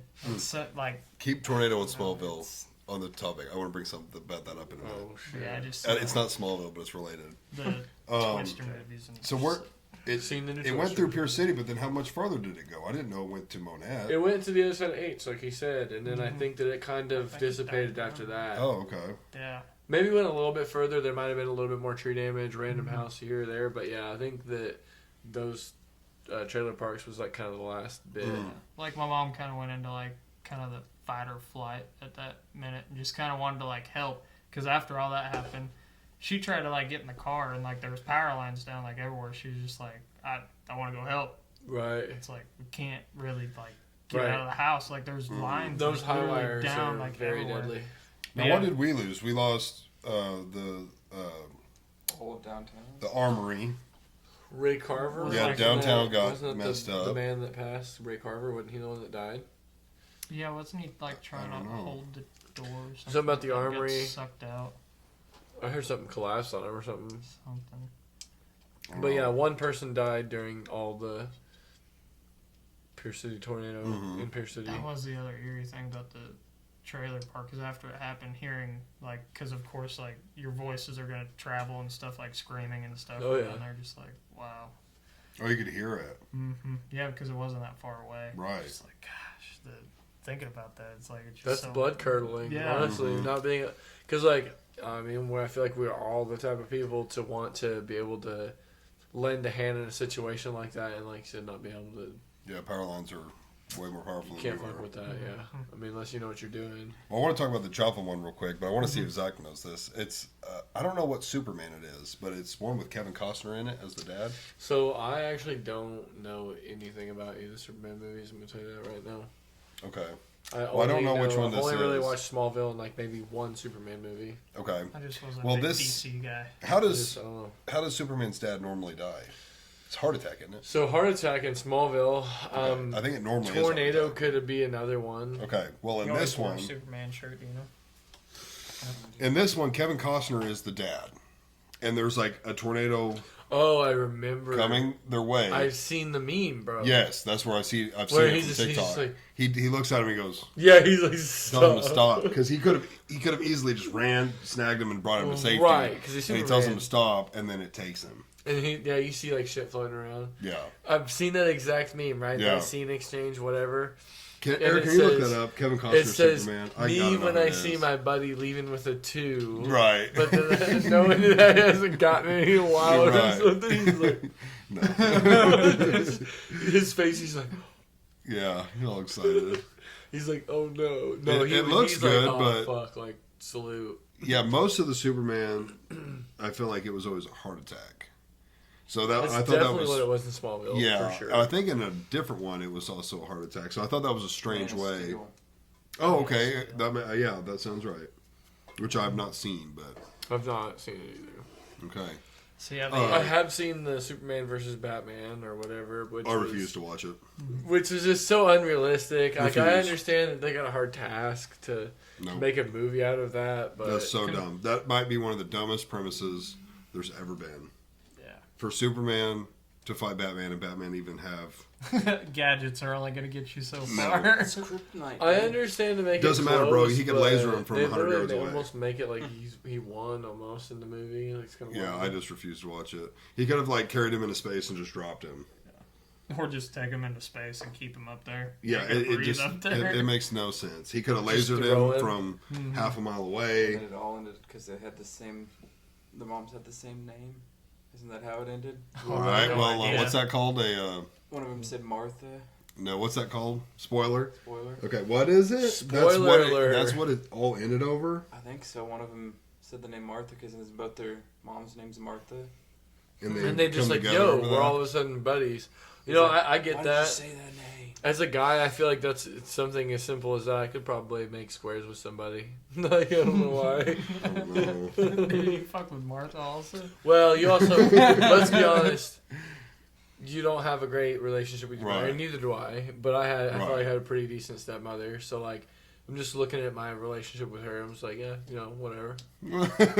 We'll stop fighting. Huh. I don't know. It still seems No, it's just like a bizarre. dumb premise. A little bizarre. Yeah. What about the Joplin, or what were we about to say? I was just bringing up the Joplin tornado. Okay, that's what I also. wanted to go. Oh, it's wild. I never went up there, but I do remember it raining insulation and shingles down at my house, like fucking covered our yard. Yeah. But I never went up Wait, there. where is this? The Joplin tornado. It It- rained insulation and at- shingles at the log cabin. Yeah, No way. quite a bit. Like it took Dad a minute to clean it up. Yeah. That's crazy. You didn't help. Bro, I don't really remember. I don't remember helping. I No, remember him they- going out, they but I didn't- don't they think he didn't wanted do us. anything. I No, was in I high honestly- school when it started. I honestly don't think he wanted us to go outside because like we were watching it from inside, and then it was kind of like we don't really know what's going on. But he went outside to watch, and the next thing I know, he was just cleaning up. But I don't think he wanted us to go outside in case something fucking else fell out of the sky. Exactly. Wasn't that like one of the first like documented EF5s or whatever, It was a real bad tornado. like a mile wide? The Like Joplin you can one? still go Yeah. to Joplin and clearly see where that bitch went Yeah, you through. can see the path because all the trees are small. Yeah, Like, trees the are They're new all small. trees that they snapped planted. off and got like dead shit, but then there's new shit growing. Yeah. There's still a lot of places that like they've rebuilt a lot of it, but there's still lots Right. of barren places. Like you can tell where they've built like this, but they haven't rebuilt this. Oh yeah, like they've built new homes, they've built new apartments. Oh yeah, the businesses, Schubert like- Mitchell homes are the greatest. Oh god, don't ever buy a Schubert Mitchell home, Yeah, Ever. Northwest Arkansas, beware. They Are they moved down out there in your now? area, yeah. bro. So I used to be in construction, and I've never been in one, but I've heard the stories, and they are dog shit from what I've heard. Not good. Dude, I've like not heard any, one of heard the anything good stories about it was either. like they put all the windows on backwards. You could open them from the outside. Like, who does that? That's Like, got to be tough. That means you set it from the inside, which is like makes no sense. Yeah. They only set, well, I guess that's not totally true, but the cheap ass windows they use, you would definitely set from the outside, like because you would nail it in on the outside. Yeah, it's bad. that's bad, tough. bad. And plus, like, a house can't, like, be built that fast. Like, nothing's going Right. to settle in that time. Well, I knew someone that bought one, and I was like, oh my god, I can't believe they didn't get with me and like ask if I knew anything, but they bought it, and then within like a couple months of living there, they had a rafter snap in half and like half their roof caved That's in just from one rafter breaking. I was like, yeah, Low sounds key, about right. I wouldn't trust those. Yeah, like you could hypothetically build a place pretty quick if you had a reliable framer, like painter, Right. sheetrocker, concrete guy. You got to have it all, and you got to Right. have a reliable every one of those things. Yeah, not Electrician, calling, like, 1-800 rent a framer. right, Well- right. And sometimes getting those more reliable people, it might take a little longer, Mhm. but Right. it's worth it because you're not getting a Schuber Mitchell home. Yeah. Right. Which Regular I've heard they're rafters are doing fine. better quality now just because they've had so many complaints. They probably have had and to. stuff. Yeah. But still, That's all a Texas like trust fund money thing is what that is. Like a handful of guys that got together, pulled a bunch of money, and then they're like, let's just build homes. Build houses and yeah, and they truly Wouldn't it made kinda be one sick? hell of a profit. Oh, I'm off sure they made a hell of a profit. the Yeah. tornado. Like, Yeah. to be able to build that many homes that fast, like, they killed it. Yeah. They were part of the reason. and we what's left sad that is they're area. just passing off like mediocre product at Mhm. best, like Yeah. shitty, like where they're like, oh, our foundations are cracking already. It's Right. like not even year 5 of a house being built. Yeah. So like I used to build homes, and of course, I don't know. I don't want to like just be biased towards where I worked, but we did have a lot of good guys that actually did good work, and I mean, not everybody did amazing work, but Right. like most of them did really good work, and the inspectors I feel like really cracked down. I don't know how Schubert Mitchell and the inspectors' relationship was. They must have had either a really bad, well, they must have had a really good one if they were Yeah, getting a lot to of that just shit get to away fly. with it. But yeah, like if you're buying a home, personally nowadays I would never buy a spec home. Even if you can trust the quality. Explain spec home. So a spec home, typically when you say spec home, is like a builder who builds, minimum 20 or 30 homes a year. He could build 200 homes a year. He just goes in to a subdivision and builds a shit ton of homes, and there's like 2 or 3 or 4 or 5 different plans you can pick from. Yeah, They're they just all mass look building alike. them. Those are called spec homes. They're built for, like, the median family also. Yeah, and they're kinda very built- affordable. Yeah, they're kind of affordable, and they're not built to be custom. So built. you're talking about like even like some of these neighborhoods in like Mona, for example, like where they're just like kind of like where Yeah, you meet up with this builder, and like sometimes they have model homes, and you can pick from like their 3 different home styles. That's so you spec have like home. a whole subdivision Yeah. where it's Got these it. 3 different homes. Yep, and that's how we used to do it, Mhm. and we did a good product. So that's why I'm saying you would want to do your research and like look into the builder. But personally, I would never buy one because, like most spec builders are going to do, and this is huge to me, they're going to always do 2x4 outer walls. Mhm. If you're building your own home, you should never do a 2x4 outer wall. You should always do 2x6. It's not that much more money for the lumber, and it's not that much more money for the insulation, but your electric bill will be considerably cheaper with a 2x6 outer wall. Getting that much more insulation value. Like this house, Did you 20. spray foam? No. Oh, I'll get into that too. yeah, Sam is an anti-spray foamer, This is a 20. anti-vaxxer, no, just kidding. 2,200 square foot living, 27 including the garage, all insulated. My highest electric bill ever, I think, was like 210. Oh, really? Yeah. How many square foot? 22 living, 27 including the garage. You got which good is the, windows too, I assume. nothing crazy. Because Windows can get expensive quick, and yeah. and I would argue like just because you buy I definitely would say this, just because you buy an expensive window doesn't mean you're getting any more insulation out of it. Not always, but most Like of the time. most of them, you're paying for the name and the quality. Like If some you're of them are paying really for an nice. expensive window, it should be energy efficient because Most of that's them what are my nowadays. parents got really energy efficient windows. Yeah, a lot of them are nowadays. Who's your electric company? Liberty out here? No, Numac. Okay, so you are cheap. We're on New Mac also. Yeah, So I've heard it's nightmares about Liberty, and I don't have to deal considerably with them. cheaper. Yeah, New Mac's good. I really like New Mac. Yeah, they're considerably cheaper because they don't pay their employees $50 an hour to fuck Liberty. off. Yeah. Yeah. Yeah, I've heard Liberty like hiking people's prices up during certain times of the day or Yeah, certain I times just of the saw- year, and Ozark Electric Cooperative So there's something on going Facebook on there. today. Like, that's who my parents are with. They're hiking their rates again this year. I'm like, Yeah. man, that sucks because there's nothing that you can do. You just got to pay you just it. got to pay it. You Mac's have to really have good. power. I mean, you can't just not. But I guess you is there technically could, but like, no, you have to have it. It's a This- necessity. the spray foam thing, which all spray foam guys will argue against, and I wouldn't say we don't have any proof yet as far as like what's a home like in 20, 30, 40 You're years. not going to say hold moisture, are you? Yes. Yeah. Yes. That's the only argument that I've heard so far. That's so. the argument. Yeah. Homes are meant to breathe. Now, the more insulation you add, like fiberglass, it doesn't. It affects the breathing of the home a little, but the air is still able to move through your walls. Just When wild you how spray tight foam it it, is. which I would never do, I think closed cell's even worse. I'm not totally sure between open and closed cell, but spray foam, without a doubt, is the most efficient insulation you can get. But in my opinion, it's too efficient. If the home can't breathe, it's bad. You need air to travel through the walls to keep shit dry. So you think I it'll don't- start to rot? Yes, I don't remember when this was. I think maybe it was the 80s or 90s, but Dad was in construction at the time, and this fad did not last very long. They found it out within like a year or two. But the big fad was they would plastic over the insulation on the walls, and then they would plastic underneath your floors, like underneath the subfloor. And they found out real fucking quick that plastic allowed no air to go through, and people's shit just started molding and rotting. Like within 2 or 3 years, homes would just be full of mold.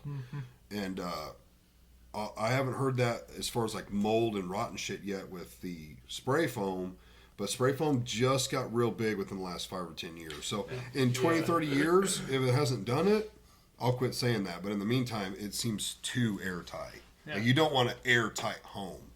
It's just not good. It's like a lot of my coworkers, they've been building like metal homes. And stuff. Metal homes I would spray. I wouldn't And- worry about metal. They did like the spray foam, but they'd come home after it rained like a lot and see there's a leak, and trying to figure out where the leak is almost impossible because that water only has like one way to go, and it's gonna Right. fall out at like the edge of the wall Yep. where that spray foam ends. Yep. So you can't bind it up underneath all there. So they just had to go Right. up on the roof and like silicone around every single screw. Yep. So that's the next Man. problem.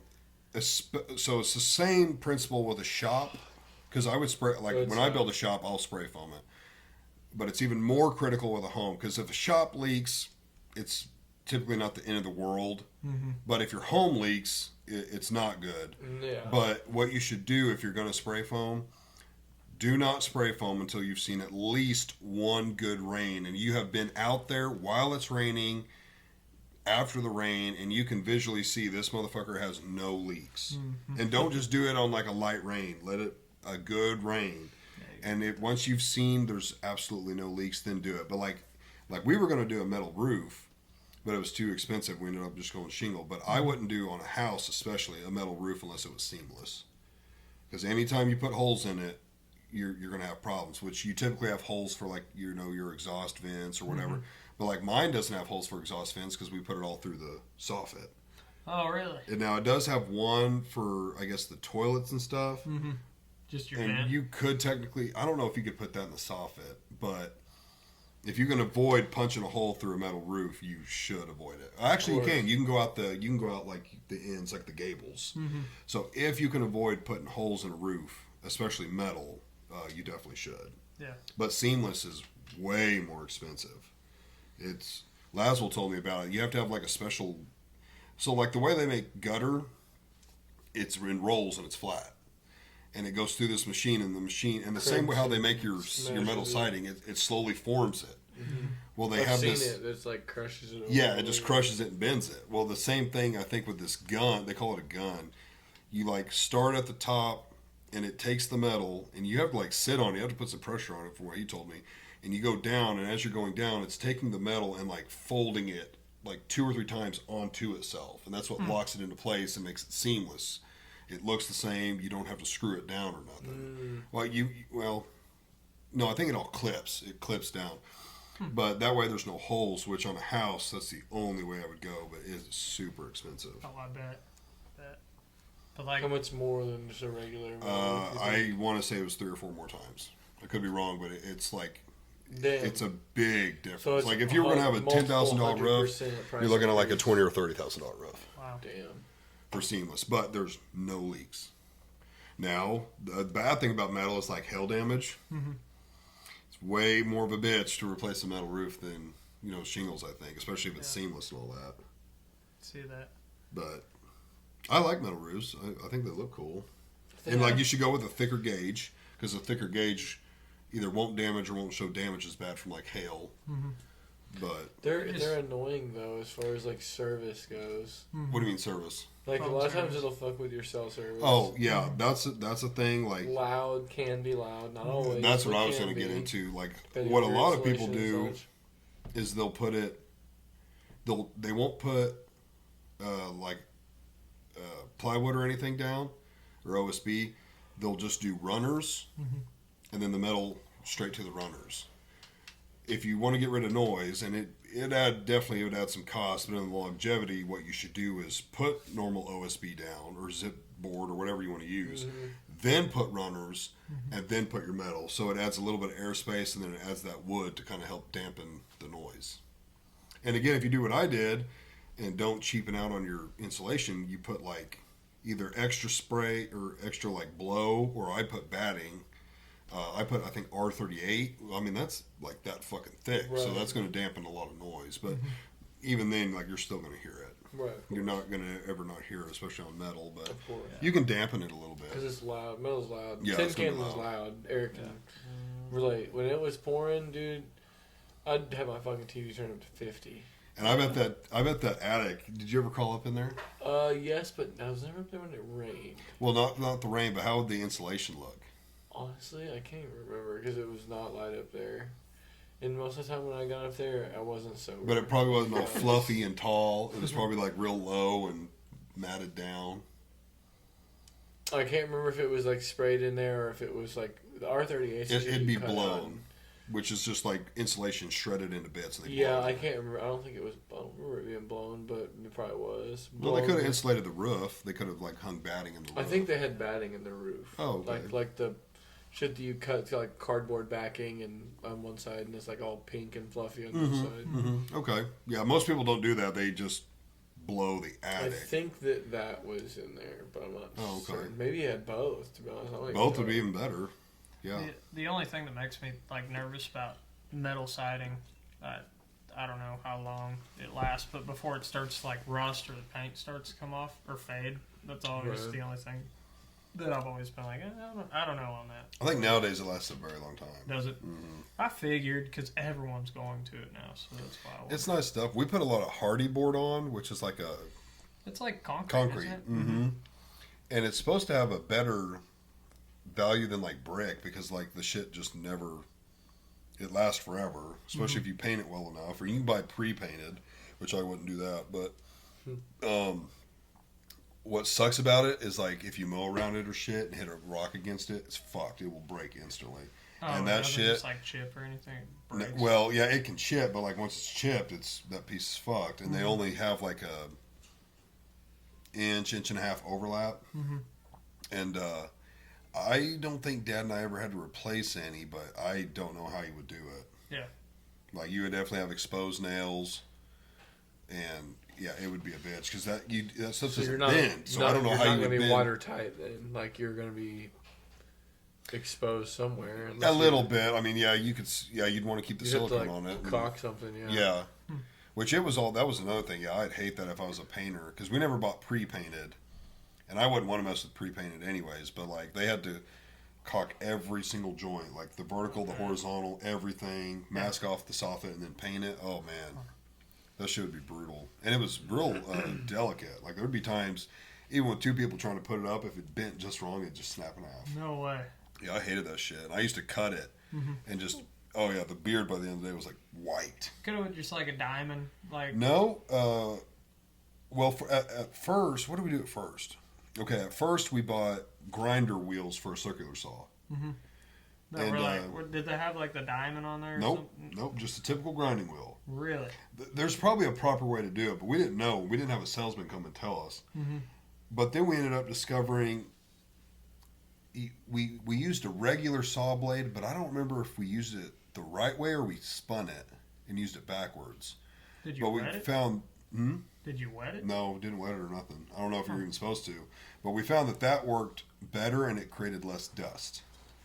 And so we started doing that. But they have a shear, I believe, that you're like, that's how you're technically supposed to do it. You put it in and just like, which they have that for wood floor now. You put it in, you just pull it down and it just shears it.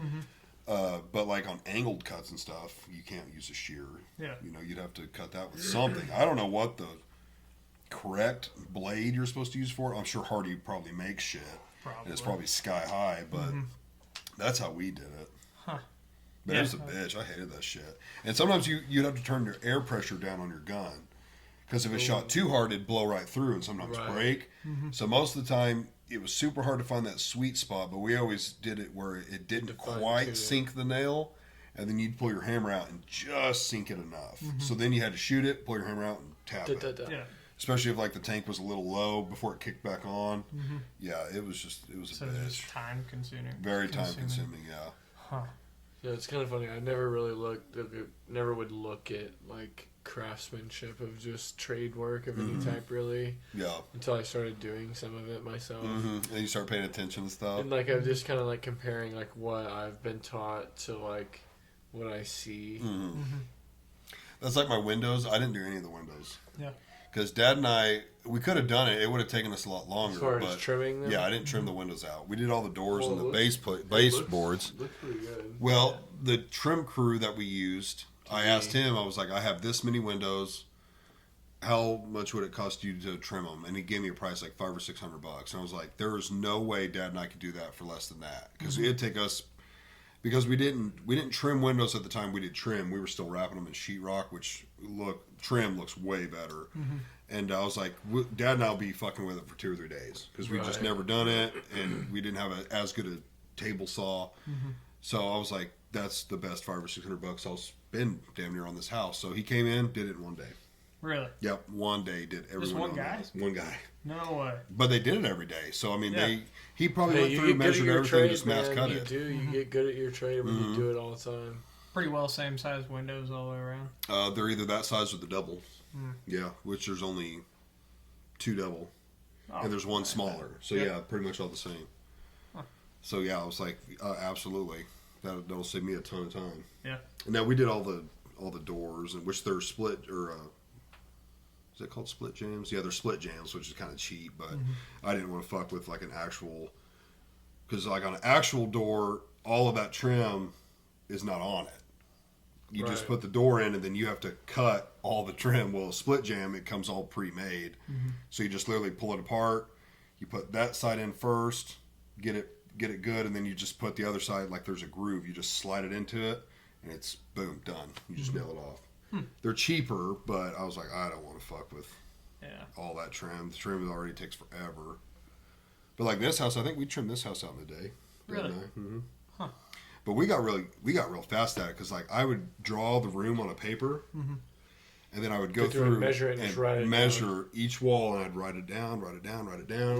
and I'd get I do the everything. same thing of some sort for sure. Yeah. I've never done And it. then but I was the cut man. I'd literally just tell Dad, all right, we're doing this room. I'd cut them all, be like, here's this room. And then as he's doing that room, I'd go to the next room, cut it, put it in there for him, and he'd just go around nailing it and putting it on as I was in there cutting. Now, we didn't cope. Like, this sounds so bad. Most trim guys are probably like, hate to hear this, but we didn't cope or nothing because everything was painted. So we just 45'd everything. A good trim carpenter was like this wall would be square. It'd be a tight fit. And then this wall might be like square on one end, but you would cope the other.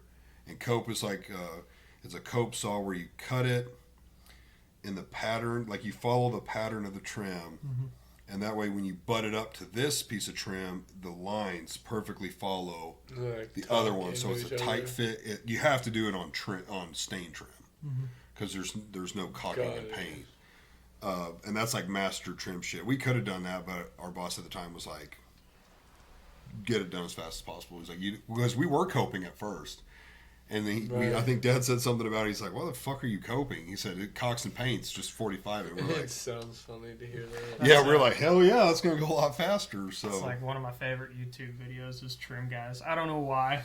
That stuff Dude, is so interesting to me. those are the masters, and Yeah. the most, I would argue, the most crafted person is probably your trim carpenter. Yeah, for sure. Because I just think one cut tradesmen can in go a general long are way. Pretty impressive. Oh yeah, a lot of the stuff they do, but as far as like an actual like tedious Right. shit, trim. Because like this trim is nothing. 'Cause But you go into like a don't super really expensive home think that's got some about it. fancy trim or lots of trim or like crown molding around the ceilings Dude, or the crown mold or a is chair big rail thing, yeah. on your walls.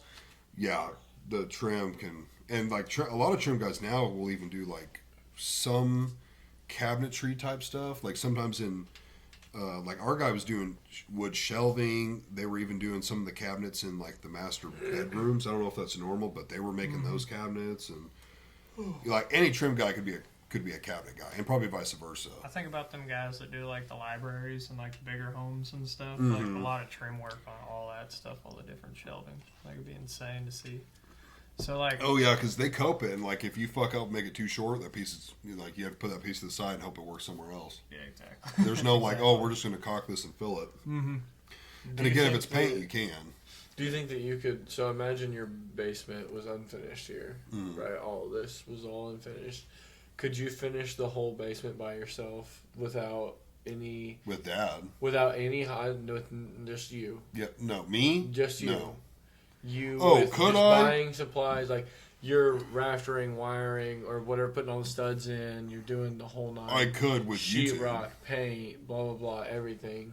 Yeah, what I'm about to do. with Google and YouTube, I could. It would Oh, take that's me a Yeah, long time. YouTube. 'Cause- I'll show you Because here in a like, few dude, months. my uncle, like, I'm convinced that like he could build a house like from start to finish if he wanted to. Yeah, Like, it would take you He longer. knows every process of like whatever well enough Right. to build like what I would call a quality home, like, Right. within like the quality. I personally spectrum. couldn't because like I don't know electricity.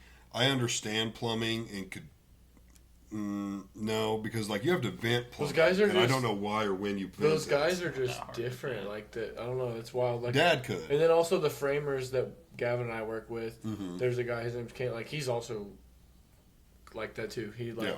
is literally building another house right now Yeah. to live in while they hold out to move back. Yeah, my dad is definitely somebody that's like that. Like when we started working for Turner, we were framing, and then he basically would get in a tight spot, and because we were kind of like his floater guys, he just asked Dad like, "Hey, this house has to be trimmed like tomorrow, and I've got nobody to do it. Can you do trim?" And I was like, "Yeah, I can do trim." And the same thing happened with tile and with floor. That's why we eventually transitioned. Started doing Because that he had stuff. plenty of framers, but he needed help in all those areas. So next thing you knew, it was like we would go in, we would tile a home. You were just No, tired. sorry, we would trim it. Some of the guys like doing it differently. Some guys like tile then trim. We would trim it and then tile it, and then a bunch of other shit would happen, and then we would go in and do the wood floor. Would you argue that it's more beneficial to do it one way or the other? Like enough to where you should do it? It one way depends or on the your other? preference. Does that So, make sense? yeah, we knew one guy. I had a trim guy that wanted to trim after tile, which makes sense as far as he could trim the tile, because like the way we did it, we would trim everything that got carpet and then all the doors, and then you would have to wait until the wood floor was done because the tile was done, and then you could trim the rest of the house. He wanted to go in after the tile because he could trim more of the house, and he only had to wait and come back to trim the wood. But we didn't like, so the way he did it is he would set the door on the tile, figure out how much lower the door needed to go, and then he would cut the door so it would slide down. I had never done that, so I don't even know how the fuck, I guess you would Right. calculate it and do it. But the way we like to do it is the door was already in, you would find the height of your tile, and you wouldn't even have to do that. You would basically take the tile, set it right next to the door, and then you would take an oscillator, which is a tool with like a blade that sticks out, and it just goes back and forth real quick. You'd set that tile there, and you would cut that trim off, and then when you went to tile, you would just like have mud on it, slide it under the tile, and then set it down. And that way you don't have to fuck with the door being off. It would just be on. It's probably as clean one way or the other. Right. Because you're cutting it no matter what, but as long as you did a good job oscillating and just didn't get it too high, which it was always going to be okay, because when you set the tile down on the underlayment, you're not taking into consideration the mud. So if that blade took an extra 16th or an 1/8, that's okay, because by the time you put mud on it, it's going to be a little higher anyways. So that's the way I preferred it, but it just depends on the person. I know that like it varies from trade to trade and person to person, area Yeah. to area. And Area to area is big. Like Kansas City, in my opinion, they do some fucked up framing. They like to frame, like if you frame this wall down here, what most people do, you would frame it on the ground like normal, and then just stand a bare wall with just 2x4s. And then after the house is built, or 16 inches. Yeah, 16 inches. You would, like, before you did, like, this is a basement. Before you did upstairs, you would plumb and bob everything. So you'd put braces in to make sure it's all square. Mm-hmm. The way they do it up there, and I'm sure other places, you build the wall, you sheet it, you put the window in it, and you Tyvek it, and then you stand it up. Which you can easily square it on the floor, but if you stand it, way fucking heavier. Yeah, so if you build a 40, 50 foot wall, you better have... How are they standing those up? Either jacks, what do they call them? Boom truck. Boom truck. That, I guess if it was a big enough wall. They call them something. We never used them. Something jack. But yeah, they could get them. Or you just have half a dozen guys. No. Like a little jack that like goes under it. And, okay. Yeah, not like a machine. I'd have to be convinced. I need some convincing to think that that's more efficient. But they would square it on the ground, stand it up. But the only problem is if your floor isn't level, and you're basically putting something that's a little out of level and then something square on it, it's not going to sit down. It's not driving, yeah. Which, obviously, you want your floor flat. I mean, you're not going to get it perfect, but if it's pretty close, like within a 16th or an 1/8, you can still square that wall when it's free. But if it's sheeted and everything, there's no movement anymore. Mm-hmm. But that's how they do it up there. It definitely, after you I wouldn't do tacked that, it like that, there's much more fuck stability no. to it. Oh, yeah, well, yeah. And it ain't moving. No, if it's plywooded, you're not moving it. Right, it ain't moving. So I don't like that. You can't rack it or whatever the hell. Nope. Kind of stepping back just like a little bit to the tile. I was thinking about it the other day, like people that do like a tile shower and stuff, with how like hard water is on everything. Mm-hmm. I didn't realize that like some tile guys, they tell you after so many years, you need to go through and like re-grout it. Yep. Because like all that, like it's like gritty. Yeah. All that grit kind of comes out of it. And like you never even thought about that. Yeah. And I wonder how many tile people are actually like pretty honest about it and tell people like, hey, like here in a few years, you're going to need to like re-grout all that in between. I would say it's going to be more than a few years. Yeah, it'll last a long time. It'll last quite a while. The elements, though, are very tough on things. And grout's even gotten a lot water that you better. don't think about it. Yeah, I was thinking about that, like how many people with like all tile showers and stuff. It's like, man, I never even put that all together. Yeah, like, which a lot of people makes sense. Don't do all tile showers. That's still kind of it's becoming a more common thing, but that, especially like 10 plus years ago, that was some fancy fucking deal if you had an all tile shower. Right. it's People doing more custom common homes now. are definitely putting a tile shower or some sort of... Yeah, customs are getting a lot of tile. All the higher end homes we built got Backsplashes are another thing that are becoming like... Oh, we only did those. Everyone's getting backsplashes. Yeah. It's like... I feel like every new home's like, oh, this beautiful backsplash. Oh, yeah. And they are nice. Yeah, it's a nice touch, and it helps, it's especially like a new water. Backsplash in your kitchen. No. You okay, right? I'm good. Does it even have like a granite backer or anything, or is it just straight sheetrock? It's just sheetrock. Okay, yeah. But I mean, how old's that home? I have no idea. No, you don't. His counter has loaves of bread and gold coins on it. You Oh, you okay. own it, don't you?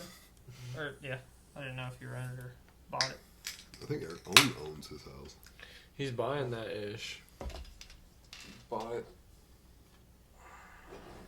From which Wagner? 7 so years ago. Yeah, that's insane to think about. 7 years. We had our 10-year reunion this year. I was 22 or 23 when I bought it. Were you at Walmart then? Mhm. Yeah. Was that whenever you were working at Walmart and Shriver's? You only did one at a time. I worked at both of them. Oh, you did? Yeah, he did for a while. Yeah, while we lived together. Oh. Part time at Shriver's. I thought it was- Sanitation. He had fucking shot George's fucking helmet off, or his hard hat off his head. With what? The hose? So on sanitation, like we had these guns, and dude, let me tell you, they're high pressure. Right. Like they're high pressure. Like they're not just like, like a close blast. Like, dude, that's a lot of fucking pressure. Right. It could have, if it hit him in the eye, I feel like that could have like not been good. Very good. You But- wear safety So glasses, So yeah, though. Eric somehow like sprays up George's face and like blows his fucking heart out of his head. Wait, you guys had safety glasses on. Yeah, well, you're supposed to. In Wait, sanitation, George, most people didn't wear them. oh, I didn't realize 'Cause, dude, he worked there for a little It while. was so impossible. Right. It was so Because you can hot, imagine man. any, like, it's just, Just foggy. drenched. Bro, it's foggy as fuck. Nobody was trying. You're supposed to, yes. Sanitation sounded That terrible. was the bad. Sanitation on the advice. west side was terrible. Sanitation on the east side in the setup room wasn't bad. Yeah, and What I was got it? the worst advice from my roommate. Told me climb up on the incline, it's fine. I get up there and I'm spraying down. Whoa, The sanitarian walks hey. in, she's like, "What the fuck are you doing?" And I was Hey. like, "I was told this No is harness not or safe." anything. the same thing happened to me though. So Wait, why are you not supposed to be up there? Probably need to be harnessed or something. save. No, it's a safety issue. Yeah, like one, the bottoms of your feet on the floor on food equipment, not good. Oh, yeah. But also Did you you're guys wear like captive on a boots piece of or anything? equipment that could fucking eat you up if it somehow turned on. You Whoa. would fall on it. Did you guys have to wear like booties or like captive boots? or You're anything? supposed Like to rubber boots wear. that don't leave there. Yeah, like we wore sanitation uniforms and stuff. Yeah, Yeah, that boots was that like- were captive to the plant, and you weren't supposed to technically wear them outside. But Mhm. yeah. That was the bad part. There was this plant that I used to do quite a bit of work at over in Frontenac, Kansas, Sugar Creek, actually. Zach had a relative. My that grandma worked worked there. Yeah, Mm-hmm. And she retired from there. oh, really? Mm-hmm. Well, they always, whenever we'd come in to do work, it was usually on a Sunday, so like sanitation day. Hmm. So you're like trying to make a weld and stuff, like what they were talking about, like water everywhere. They're spraying down like everything, getting it Yeah, all dude, clean, it's so so steamy. ass. So like you're out there trying to weld, leather gloves on, like getting wet. So you're getting shocked because it's all stained. Right. So you're like TIG you're welding. So you wet. keep on getting shocked, and the worst part is like you're getting sprayed by these people trying to clean stuff, and you couldn't communicate with them because they hired a lot of Hispanics. So it's like they did not speak English. It was weird No, at that me plant. clean. For like No aqua. yeah, for like a while there, like It's it gets shut terrible. down for a little bit, and then they'd hire new people, and then it gets shut down again, and they'd hire new Get people shut again. down. It's weird how that all worked. But yeah, like you couldn't, like you'd get so mad at them because you'd go shut off the valve for their water hoses, like no, trying to make a weld here, and they're like, mm-hmm. And then like 10 minutes later you see them like wandering all don't. around like looking on up, and they find the valve again, then they start like spraying you again. Like they would spray us, and it's like, no, quit, go shut off the valve Spray us. again. And then they'd be searching all around again. Like you could tell they didn't know what we were saying. Like, Right. oh, it's just like, God. We just built a building for a food grade facility, and to my knowledge, we hadn't done that before. But we had to 100% weld everything. Oh yeah, that's food grade. It Yeah. has to So be typically in our farmer machine, bacteria. when we weld the beams in the beam welder, it welds one side, and then all the parts that get put on it get welded 100%, like the end plates and any other kind of pieces. But the bottom side, what we call the far side of the beam, doesn't get welded. Oh really? Nope, it's just one side. But luckily, the beams were able to. We literally picked them up, flipped them, and put them right back in the beam welder and ran the other side. Otherwise, like they would have had to have hand welded everything. Yeah. And it was also galvanized, which means it gets no paint. And like, you know, I had faith in our welders and myself included, but the machine will do a very good job. Yeah. So we were like, let's just flip them and run them again. And it left really cool welds. But yeah, I guess that's a food grade thing. Like you can't have any gaps where like food particles or germs or bacteria or whatever could get in. Mitch point. Yeah. So we had to 100% weld everything. I have like a couple things to say on that. Like you brought up a couple memories on that, but one of them with the Sugar Creek where I was working at over in Non-flashbacks. Frontenac. So it's like a big corporation stuff. So I listened to Joe Rogan the other day. He had the guy from Dirty Jobs, Mike Rowe, on Yeah, there. I've almost watched that one a couple times. I haven't though. So really cool I like guy. Mike Rowe. I but think I'd probably watch that one too. Yeah, I like Low-key. Mike he, I watched that a lot too in school growing up. Yeah. yeah, a lot. In Dirty school. Jobs. Mike Rowe, he has like a foundation or something like that, organization, where it's like to try to get more people into trade jobs. Yeah. Since he worked around that. But the owner of Sugar Creek, that place that I was talking about, he built him a truck, like a Power Wagon, one of the Dodge Power Wagons. Mm-hmm. And I can't remember it. I can't remember what engine. Oh, it's the Hellcat engine that they put in it. So it's like, In a power wagon. yeah, it's like 1,000 horsepower old pickup. Like damn. really, really cool. He had it at SEMA this year. Kind of, he was just blown away by the like this guy built it for him and gave it to him. So he's turning around. I don't know if he's done it yet, but he had planned on it selling it at the big car auction, Barrett Jackson auction, and all the proceeds of that are going to go back into his organization or whatever. But they expect it to sell for like $2 million or something like that. So, Is that big auction that's like on TV sometimes and they just wheel them out? Oh yeah, Yeah. I watched that. It's pretty cool. So that was one thing. Then the other thing, like talking about how everything has to be welded out, like 100%. I've done like a lot of food grade work. For like a little bit there, I worked for a company out of Springfield, and they subbed me out in Paul Mueller's. So they make like tanks and pharmaceutical skids, so it's all like pharmaceutical and food grade stuff. So with that, it was kind of cool because you got to weld everything out like 100%. Yeah. And then they'd come back through. They had people hired that they call them grinders, and they'd come through with like different sandpapers and stuff on that stainless steel, so it'd get it like mirror finish. But your weld, instead of seeing like your weld on there, it'd just be like they'd smooth it all out, so there wasn't anything that could collect anything and harbor bacteria in there. It was pretty cool. So it was like, it was different for me because I usually don't add like that much material, but even for like putting hangers on stuff, you had to add like so much filler material to like have it concaved off there so they could come through and they could polish it all down. Right. Really nice. So it was different getting used to all that. Which is TIG cleaner I than think MIG? so. Well, like they had MIG welders also, but I was okay. just on like their TIG welding crew. I Right. did like all the sanitary and stuff. So sanitary piping, it's like you have like different sizes of pipe. They go through like schedule is what they call it. So like schedule It's like 10, what they do in schedule plumbing. 40. Yeah, same things. Yeah, the same exact Schedule thing. 40. Yeah. Yeah, so like anywhere from like schedule 10 all the way up to like 160 or whatever. That's whenever you get into like really heavy wall stuff where it's like half-inch thick and everything. But with like that stuff, the sanitary, it technically be like schedule 5 or something like that. Like it's pretty thin. So you take the two pieces of stainless pipe and you stick them together. Like you want them to be like square, very, very square cut. Like they have facing tools and all that, and George Fisher saws that cut them really, really good. So you just butt them together, purge them all out and everything, and you don't add any filler wire. You just fuse them together, so you get like a weld on the outside and a weld on the inside. So that's what I did with TIG welding.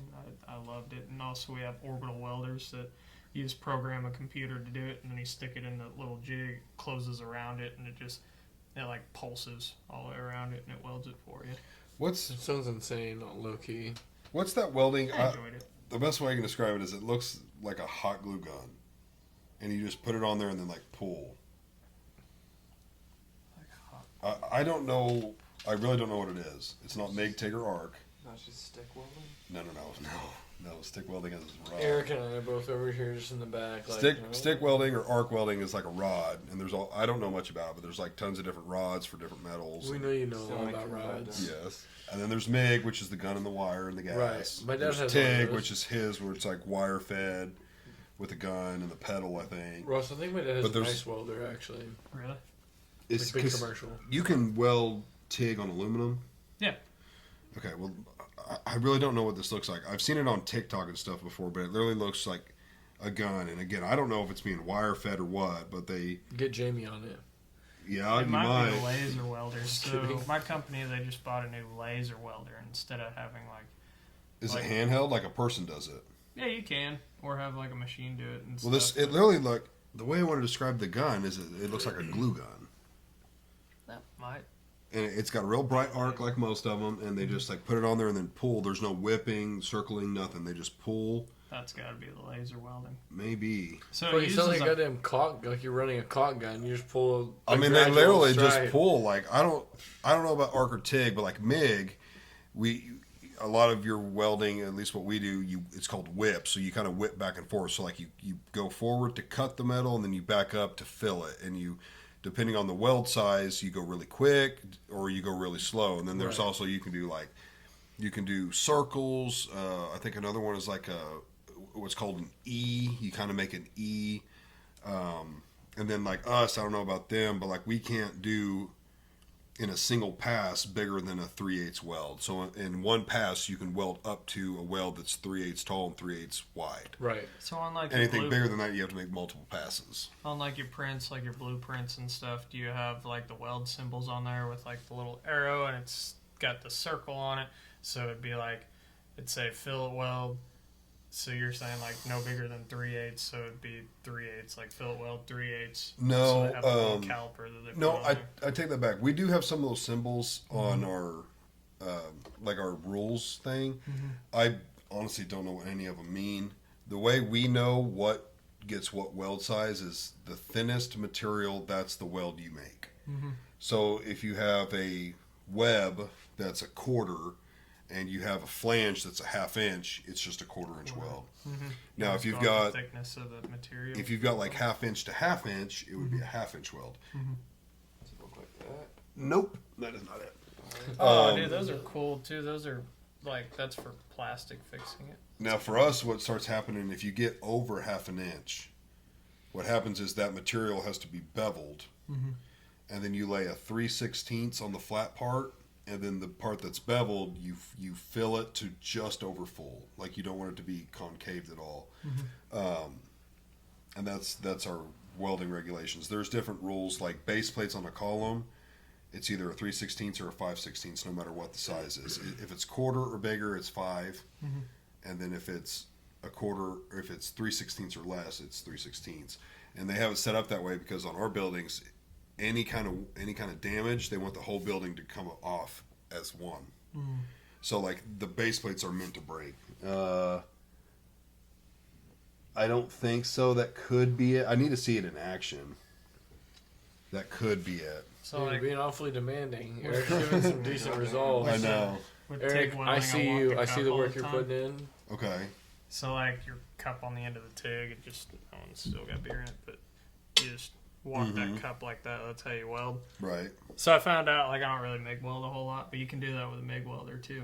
Just take like Yes. the end of it, and that's how I weld with MIG. Is I still Really? walk it. Yeah. Dude, I remember with MIG, I just did circles. Like, Yeah, you can do it. Like You can. if I don't. I'm walk just saying, it, I was the first one done when I was doing my welding in my ag Whipping it, classes. I bet It someone was, would beat you. super So I'm fucking Do used easy. you know like- what size you were laying? Like, did I they don't tell know. you? I just remember I was the first one done with all the tests in my class, and I was cutting. So stuff. whipping it, like if you're laying, if you're gonna But lay, MIG welders, it's like I've been told is like eating glue. Like it's easy. they all say that. MIG Working. welding, yeah. It it's probably, easy. and I, like I said, it probably is. I don't remember know. it being super fucking easy. Like It literally, is.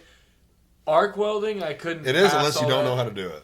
Well, And if you don't know how to make it look we good, were told it very will look basics, very bad. but yeah, I can understand because like Yeah. you do have to even set your machine to the Yeah. correct settings before. And you, I personally don't know how to do that. honestly, right now, I couldn't tell you how to do it either because Like, I only did it. I only know what we're allowed to set our machines to for what we do. Right. You don't Now, know, if you brought in some, you don't like, know what to. You couldn't problem solve. You're like, hey, you're welding this to this. You don't know what to set your machine to.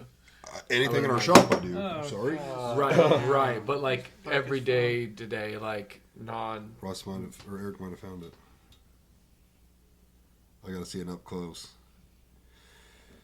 His looks really shitty, but that might be it. The guys that I watch do it, theirs looked so much cleaner than that. so I don't know if it's the same. Ross? See, it's just a gun. That kind of looks like what they were using. His looks really shitty. Oh, yeah, that's a laser, because if you look at what they're wearing with the laser, you don't wear a hood. You wear those fancy goggles. Okay, I think that's what it is. Yeah.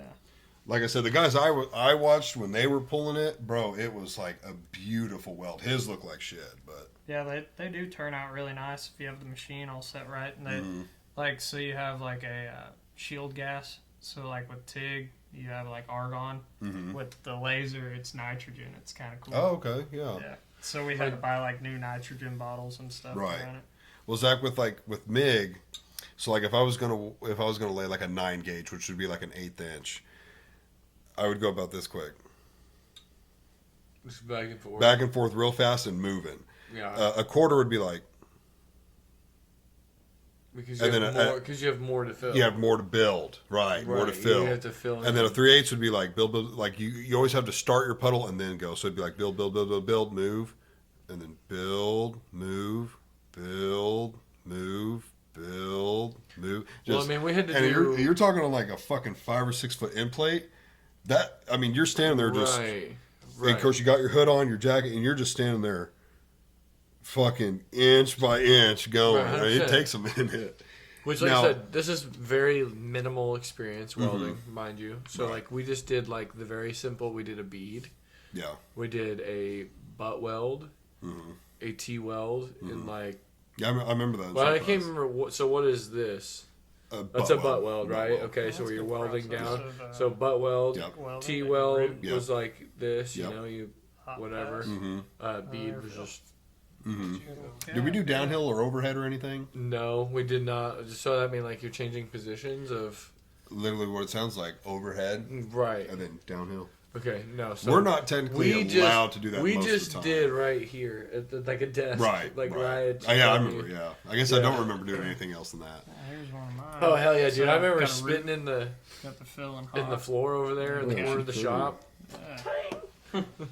Oh yeah. Oh, Yeah, you fuck started yeah, middle school. And Brett Middleton, me and Brett Middleton. He was also honestly he was right there the same, like him and I both were like the first people done with all of our weld tests. Like we did the blah blah blah, and I had never welded before. My dad never even talked about welding before. I was just able to Right. do it, I guess. Like I don't know, but it was fun. But yeah, Brett set himself on fire too, like while Oh we were yeah. torturing. I've set myself on fire a couple times at work. He wore I've literally- jeans he wasn't supposed to be wearing. Yeah, like if of they're course. frayed. I've Yeah, literally been they're- welding before, and it'd be like, motherfucker, it is getting hot in here. And the next thing you know, like, my leg is really hot. Oh, shit. You're like, Whole that's flame why. coming up. Oh, yeah. I've done that 3 or 4 times. That's funny. I don't know. I want to ask Ross what he thinks. Like, what the TIG, MIG, ARC, in my opinion, I would think ARC is maybe the most structural weld. Is that right? Like, would you think that? Like, if you want something to not fucking break and you want it to hold, Flux core. well, that's MIG, but without gas. Okay. No, Okay, I no, didn't realize with that. like gas. Oh, you're saying ARC.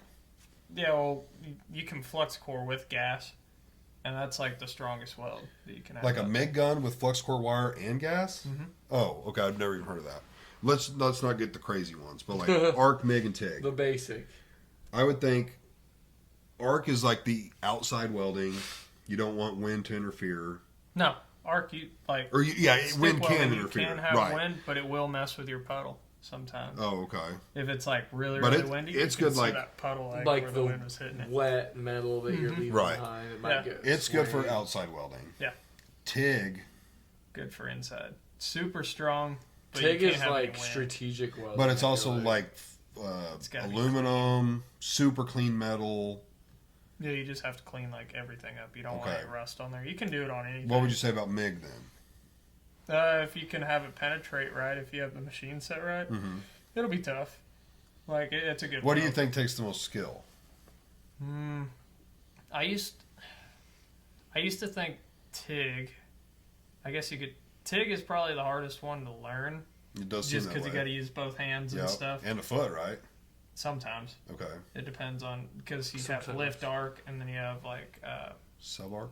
now No, sub arc is something else. yeah, so sub arc that's. That's like my a beam whole welder other is thing. sub arc. It pours flux right on the weld and it's submerged in flux. Mhm. Yeah. Yeah. So you have high frequency, so that's what, like with a pedal, or like lift arc or scratch arc. That's just you scratch your wire across your tungsten to get it to start, or you just tap your tungsten on the metal to get it to start. That's lift arc. So yeah, I always thought that would be like the harder thing to learn, but now that I do TIG all the time, it's just like second nature.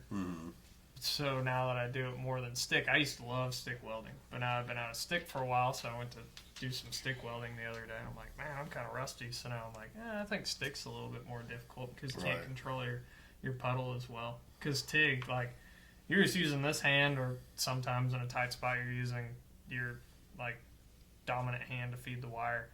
And yeah, I don't know, you kind of do whatever you want with it. Right. Like, you make it look how you want it to look, so it's kind of nice. And then MIG. Yeah, MIG is probably one of the easier ones because anyone can MIG something together, but to actually have it strong setting that machine, like, that takes a whole lot more talent going off the sound and everything, because I still can't set a MIG machine just because I don't do it. I either on the front of the machine, like where your readout is, you can flip down that little deal. It's got a chart in there so you can look at your thickness, or where you add the wire in, you can flip up that hood and it's got the chart in there. So that's what I go off of. I just read the chart and I set it there, and then I'll fine tune it from there to be able to get it to sound right. Like, we have our own rules on how low and high the amps can be, how high and low the wire feed can be. So, and we all typically run it the same, the lowest amperage and the highest wire. We all just like how that welds, but. Yeah. I'm pretty impressed with our fab guys that do like a lot of the structural stuff. They run MIG welders every day. So like, we're running TIG and like stick out in the field, and then they run MIG in the shop. So every once in a while we'd go help them in the shop, and they don't, like, they know the thickness and everything. They're just like, oh, we'll set the machine for you. I'm like, I have no idea. Like, thanks for setting that for me, because I wouldn't, like I said, I just look inside the machine and use a cheat sheet. Yeah, use the cheat sheet. So yeah, that's just kind of, everyone has their talent in the welding industry, so I try not to put down like anyone. I agree. Like, I think you could take someone who's good at MIG, and they lay a weld, and then you take an arc welder and theirs look like shit, and then vice versa. You take a MIG welder and they couldn't weld arc worth of shit. Yeah, but and same with TIG. Now, obviously, there's some guys like you like can pretty much weld any kind of style. You might be rusty at one if you haven't done it in a while, but you can like weld any kind of style. It's just a combo welder is technically like what I'm called in the trade, because like a lot of the tests just to get your job, they're set up as a combo welder. So you'll put in like a TIG root, a TIG hot pass, and then fill and cap with stick.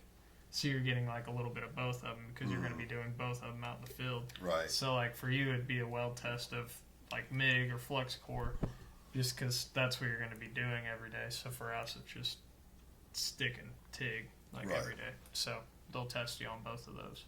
Like, I did a test and it was 2-inch monster coupon, so like heavy wall pipe. I did one, it was TIG all the way out, and then stick all the way out, and then TIG and stick, and then a 309 wire on carbon, which is TIG. There's all kinds of shit that I don't understand. Extra like, with rod, there's all kinds of different rods you have to use. Right, I don't understand all that either. It's pretty simple whenever you get into like stainless but steel. I've not ever welded, so really. There's like aluminum, stainless. So like with the stainless steel, because I do like a lot of stainless. So your pipe, the type, it'd be like 304 stainless. That's like kind of your lower end stainless steel piping.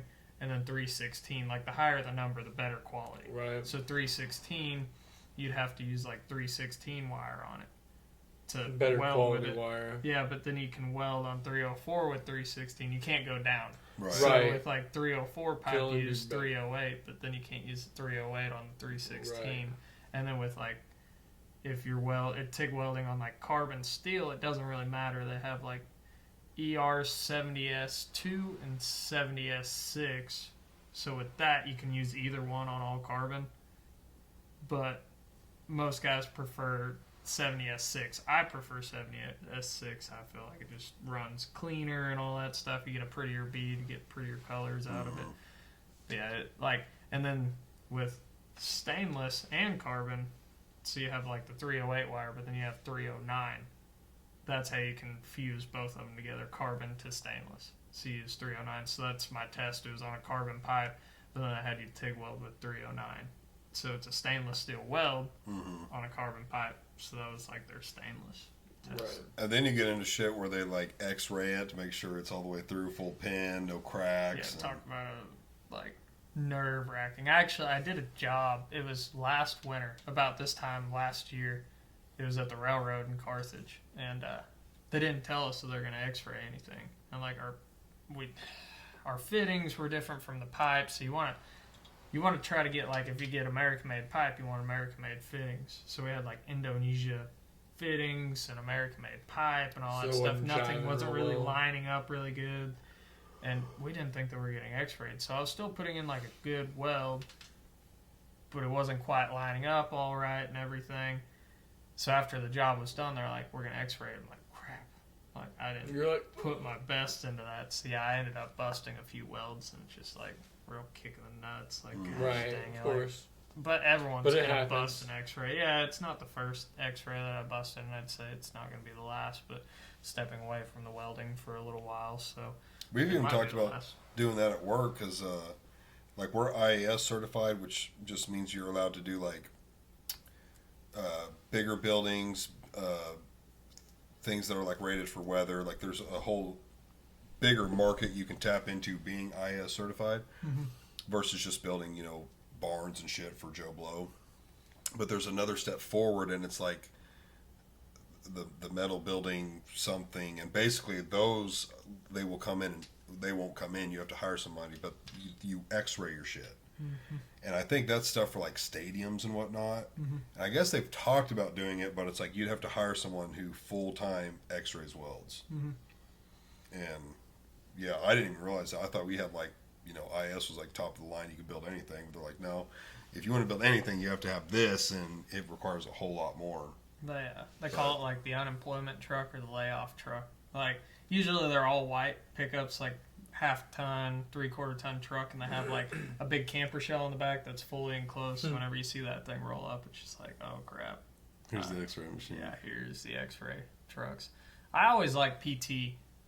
So, like X-ray, they're actually X-raying like the inside of your weld and everything else, so you can see like everything.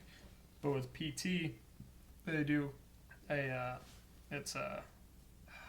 it's like spray cans that they spray on there. It's a penetrant that they put on there. So if you have like a pinhole or anything in there, it'll, like, it's a white paint that you put over it, but before that it's a red. You have to wipe it off so it kind of soaks into the weld, so it'll show in that white. And I've always liked that because, I mean, with like TIG welding, you kind of know if there's going to be an issue, so they do that, and it always looks like real pretty white on there, so it's Right. nice. But then with X-ray, it's like, I don't know if that start was as good as it should be. Like they'll Right. find that in there. Hey, are we going to keep going for a minute if I go piss? Because I wanted to talk just a little more football with Eric. How long have we been going? It's a little after 9. Yeah, it's 9 It's 30 now. 9:30. Is it? Well, what's the phone say? It's been about 3 hours, I'd say, because we started probably about 6:30, 6:45. So one more thing, like 2 hours, 45 minutes. Oh, we got a little bit. Are you guys good, or you want to end? I have to piss. I do myself. too. Can we go piss real quick? Because I want to talk a little more football, college and NFL. yeah, I'd be down. Okay. So Let me like go piss. one more thing that was You guys with keep going. with the Joplin tornado. Oh, yeah, my bladder hurts. I'm just starting to get hungry. You should have went out and ate with us. But like the Joplin tornado, there's this band that I had read like a little while back. Their name was Never Shout Never. It was kind of like the little emo, girly band and stuff. Had a couple decent songs, but I had read a little while back that they're out at Missouri. I'm like, oh, that's kind of wild. So at dinner we were talking about it tonight. I watched this documentary the other day, and it was about Lollapalooza, like the big music festival. So after I watched that, I was like, man, I kind of want to watch some more like festival documentaries. So I started looking for some more because my big thing was like Vans Warped Tour, because it's a lot of the bands that I like. They all went to Vans Warped Tour. So I watched a documentary about that, and they followed Never Shout Never, the band. They were like playing through it. It was 2010 Warped Tour, so the documentary was kind of old.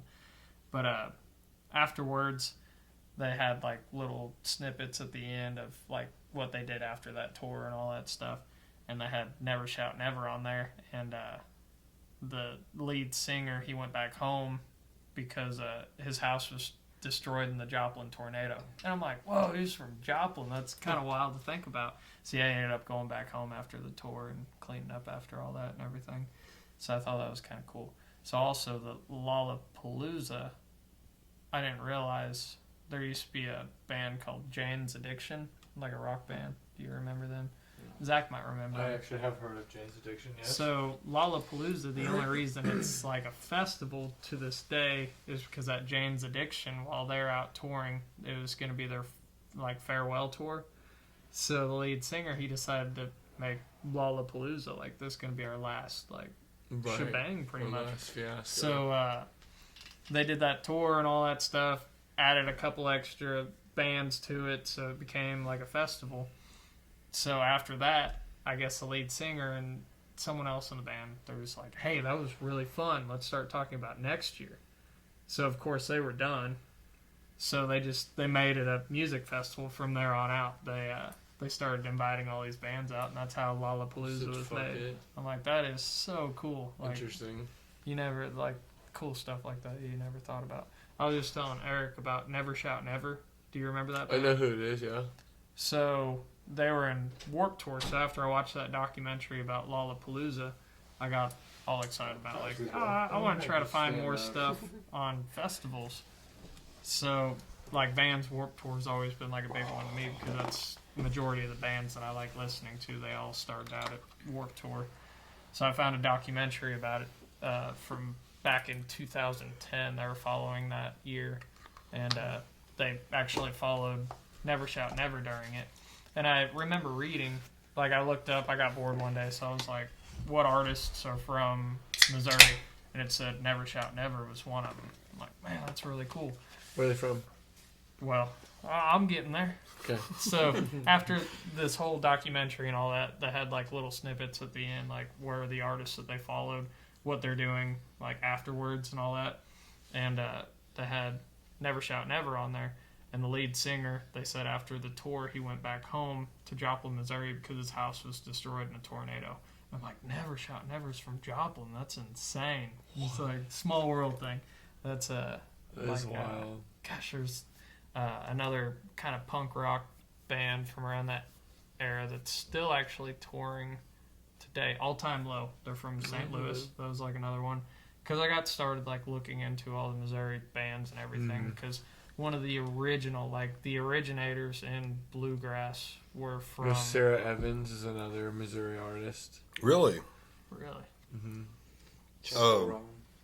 Yeah. Who? Yeah, Springfield. I still new don't one. really know who that is, but I've heard She's that from Nixa. they're new. I went to see Joe Nichols.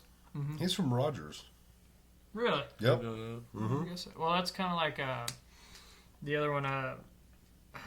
He sings. Gosh, I'm gonna go brain dead on it all. The now. other one. Another guy from Arkansas. He actually owns like a big farm down there right now.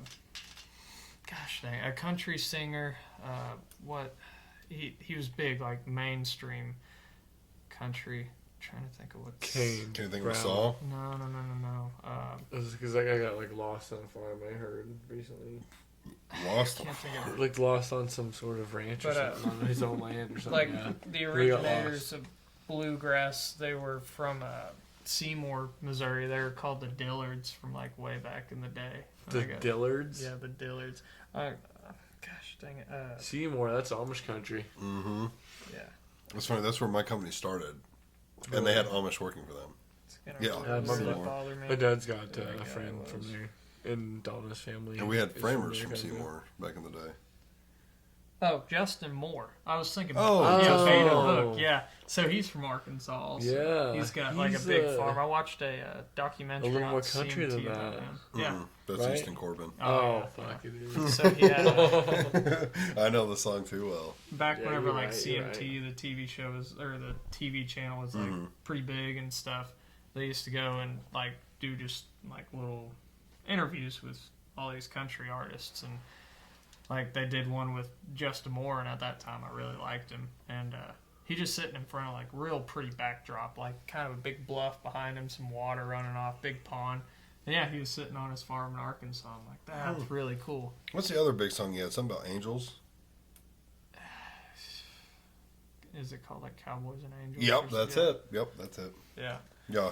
But I yeah, I haven't just heard anything new by him in a minute. went down the whole wormhole of that, of all the Missouri artists. And another one of my favorite bands, Architects, which is kind of wild because the singer, you can tell he's not from this country, but I guess he must have moved here and spent a lot of time around Kansas City because they said that Architects are based out of Missouri.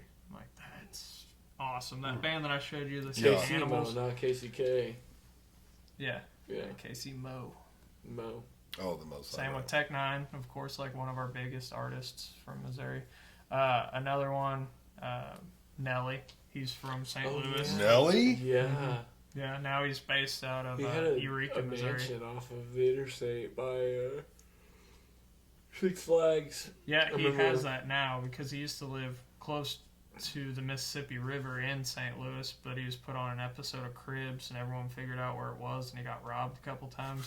So he moved to Eureka behind Six Flags.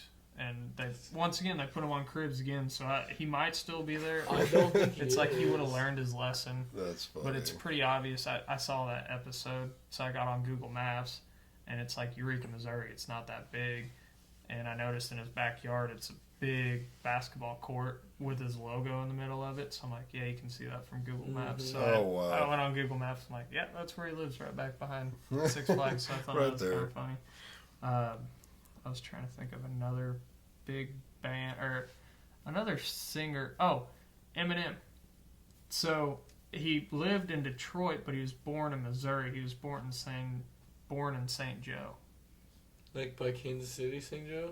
Yeah, I'll Interesting. look it up just to prove to you guys because I was blown away by it. Makes sense because St. Joe's kind of sketchy. It's kind of sketchy. Well, I need to get Eric out of here because Yeah, his Jewish St. tummy's Joseph, Missouri. his Jewish tummy's getting hungry. Probably for some brick oven pizza or something out of an oven. Eric, we talked NFL. I think we made our biased predictions, but not biased. I think we're realist. Somehow the Chiefs will find a way to win. They have all season. College, which is going on right now. Did you guys see the Georgia game the other night? Yes, I missed it. I loved it. Who ended up Let's talk winning? about it. I want when is the playoffs? Notre Dame, The Donald national Johnson. championship game. I'm not sure because they're in the semifinals. They're doing a new Semifinals. thing this year, so it's all a little Yes. different. Well, anyways, this will probably come out around the time that happens. Actually, it might come out that day. If it's the 18th or somewhere around there, that seems like when this one will come out. But anyways, so what's happened so far? Penn State and Boise State, correct? Mm-hmm. They played. That was a letdown. John T, in my opinion, didn't do anything. He did not look his normal self. Penn State shut them down. Ohio State Oregon game. Ohio What a State letdown. ran over Oregon, which I feel like Zach predicted. I wasn't sure how that game was going to go. I'm not like a huge fan of college, but as a kid, I grew up I really don't know where Ohio State come from, but I liked Ohio State No, as a neither. kid. I always remember you having their trash can. Yeah, I always had I honestly think it was because of the Buckeyes on their helmet. I just thought that was cool. And like so All I the stickers. They yeah, always had the I stickers think on as a there. kid I just thought that was cool. So Yeah, I'm not 'cause like a in Pee-wee, huge fan, too, but I'm a We fan. always had like Yeah, slobber uh-huh. knockers. Yeah, we did that too. So I was glad to see Ohio State did that. I thought Oregon was better than that, but I've heard from a lot of people that they were overhyped, and I it can see that. definitely looked that way. And Ohio State just played out of their mind. This time of the year, the bowl games, that's whenever all of your true colors show also. You're playing teams outside of your conference that Right. you wouldn't usually play. A lot of players are sitting. Saying that, Ohio State plays Texas, and it's the first time I think since '09 that they are going to meet. They met in a bowl game, and I think '09. I think whoever wins that game is going to win the college football. That's what I said. I do too. That's what I I don't said. even know which one I hate more. I like Texas. Texas was another team I liked. I always played Texas in college football when Vince Young. Yeah, I mean, they didn't have names on there, but you know who the right, quarterback right. is. Knew who it I was. always got faith in the old Bulldogs. call me a bandwagon, but I've always Wait, kind of no, liked is the that Notre? Bulldogs. No, that's Fighting Irish. Georgia. Yeah, I can't stand Georgia. Yeah, I'm glad Georgia Huh? lost. Already lost. Yeah, they're gone. I'm glad they lost. Surprised that they lost. Notre Dame is typically that team that's super overrated. Right. It's back to the Yeah, Manti Te'o years or whatever. wild. But Notre Dame beat them. I was glad to see that. When I actually looked up the score, it was around half. I was at work when they were playing. I was like, "What the hell?" Like It was Notre like Dame was a up like couple 20 to scores, 3 or something at the Well, you time. worked New Year's? The day after. No, it was Thursday. Yeah, Yesterday. yeah, because I missed it. They I was like, postponed gosh, the game because of what happened in New Orleans or wherever. But who was the other game? Oh, Texas, and Arizona State. yeah, which wild ending. We watched that game. Texas was up 14-0 quick, and then blew the rest of the game, and then in overtime just demolished them. It was On looking like it was fourth gonna be a down, blowout. fourth down, they didn't convert or score. They would have lost. They scored on fourth down.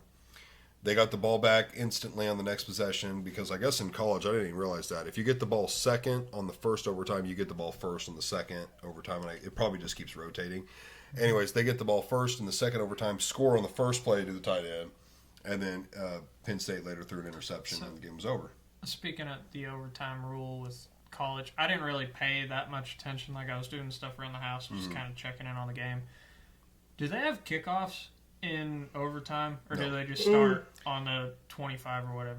So That's what I thought. I was like, I don't remember them kicking. They just overtime at start- college, I believe. Eric, correct me if I'm wrong. I think you might know more, Zach. The first and second overtime, you start from the 25, and you get 10 yards like normal, however many first downs you can get. Yeah.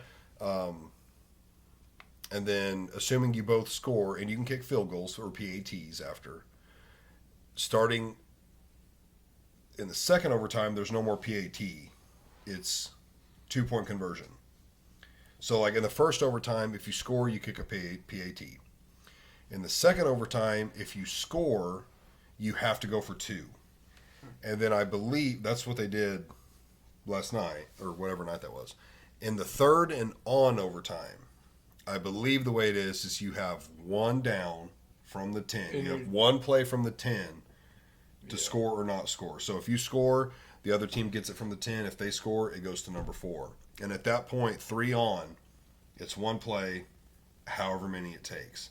A couple years ago, I believe it got up to like 11 to 13 or something. Like one game went into that many overtimes because they just kept scoring every single play. I remember that one. I was trying to remember. Which I love their overtime rules. Like the NFL should adopt fair. their overtime rules. It's Yeah, the most fair whoever's thing, Wins and it don't the take coin toss usually that wins. much time. Like we already give like a 10-minute quarter in NFL.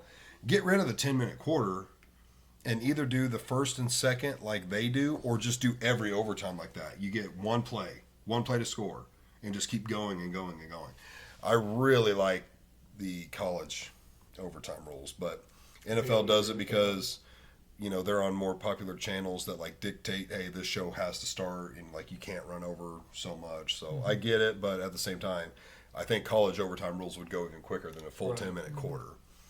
But anyway, so all of those games have been won. You have Texas, Ohio State, Notre Dame, and Penn State. Texas and Ohio State play, Penn State and Notre Dame play. I really don't know how the Penn State Notre Dame game's going to go. I couldn't tell you a prediction on that. I don't know the teams well enough. Notre I don't Dame's either. It's kind of weird. yeah, it's a weird. I wasn't expecting Notre Dame to beat Georgia, really. I didn't I'm either. really expecting an SEC team not to be in the playoffs. Or not one of those teams. Georgia. Texas. Oh no, Georgia's out. Texas, Oh yeah, Texas, Texas is yeah. SEC They're now. SEC. But majority, they're not majority anymore. Mhm. Like usually, it's like SEC seems to always be majority.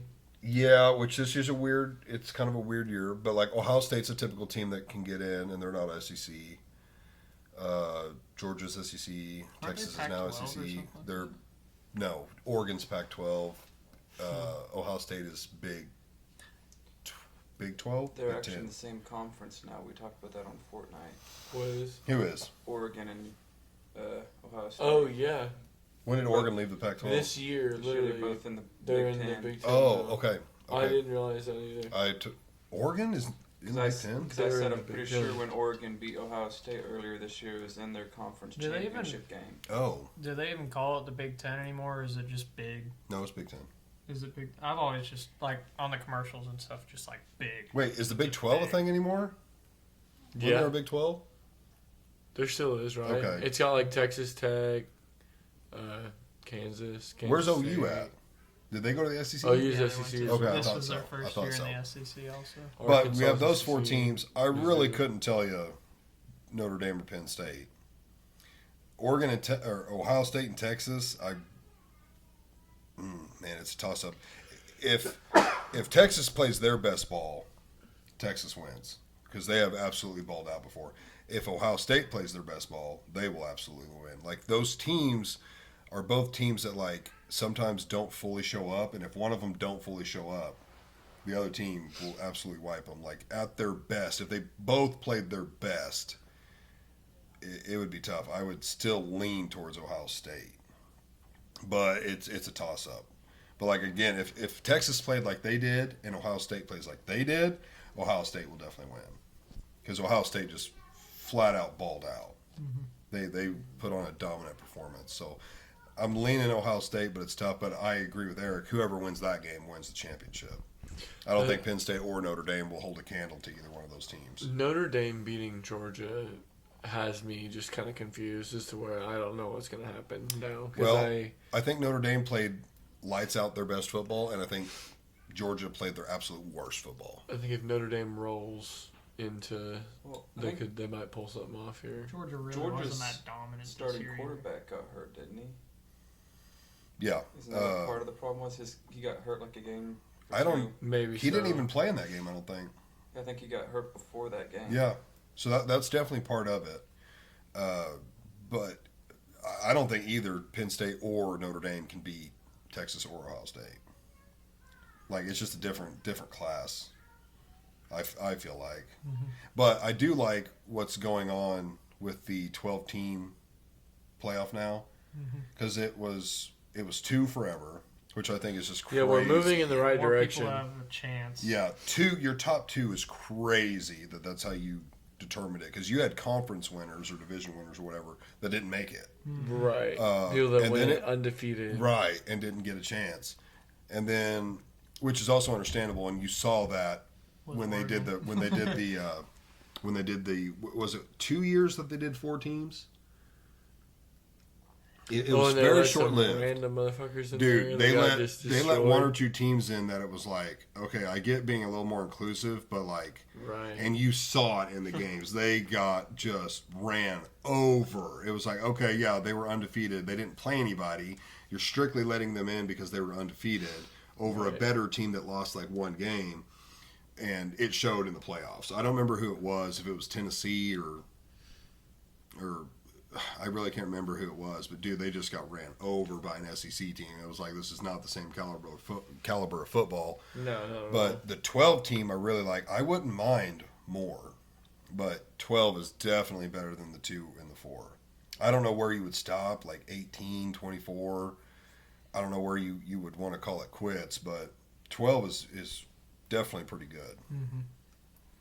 So on the sports subject, you're a big MLB guy. I haven't watched the baseball games forever. Whatever. used to be big well, in I, baseball. yeah, I saw a thing the other day. It was Eric last hates Saturday. baseball. It was the MLB solstice. So it was time between. It was perfectly halfway between the last pitch of the World Series and the first pitch of spring. Right, you're halfway being to baseball thrown. season. Yeah, I was like, that's kind of cool. I never heard of that. The I'm MLB surprised solstice. Eric's nerd ass didn't know that. Yeah. You used to be a big Cardinals fan. I don't know, but they've just been let down for so many New years owner now. and everything. It's just not fun anymore. They've When been was our turds. last World Series 2007. Oh, 11.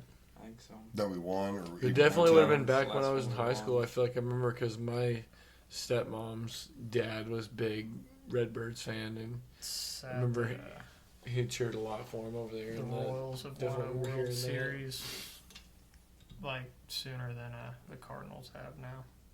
Yeah, but who has more? Cardinals. I would imagine.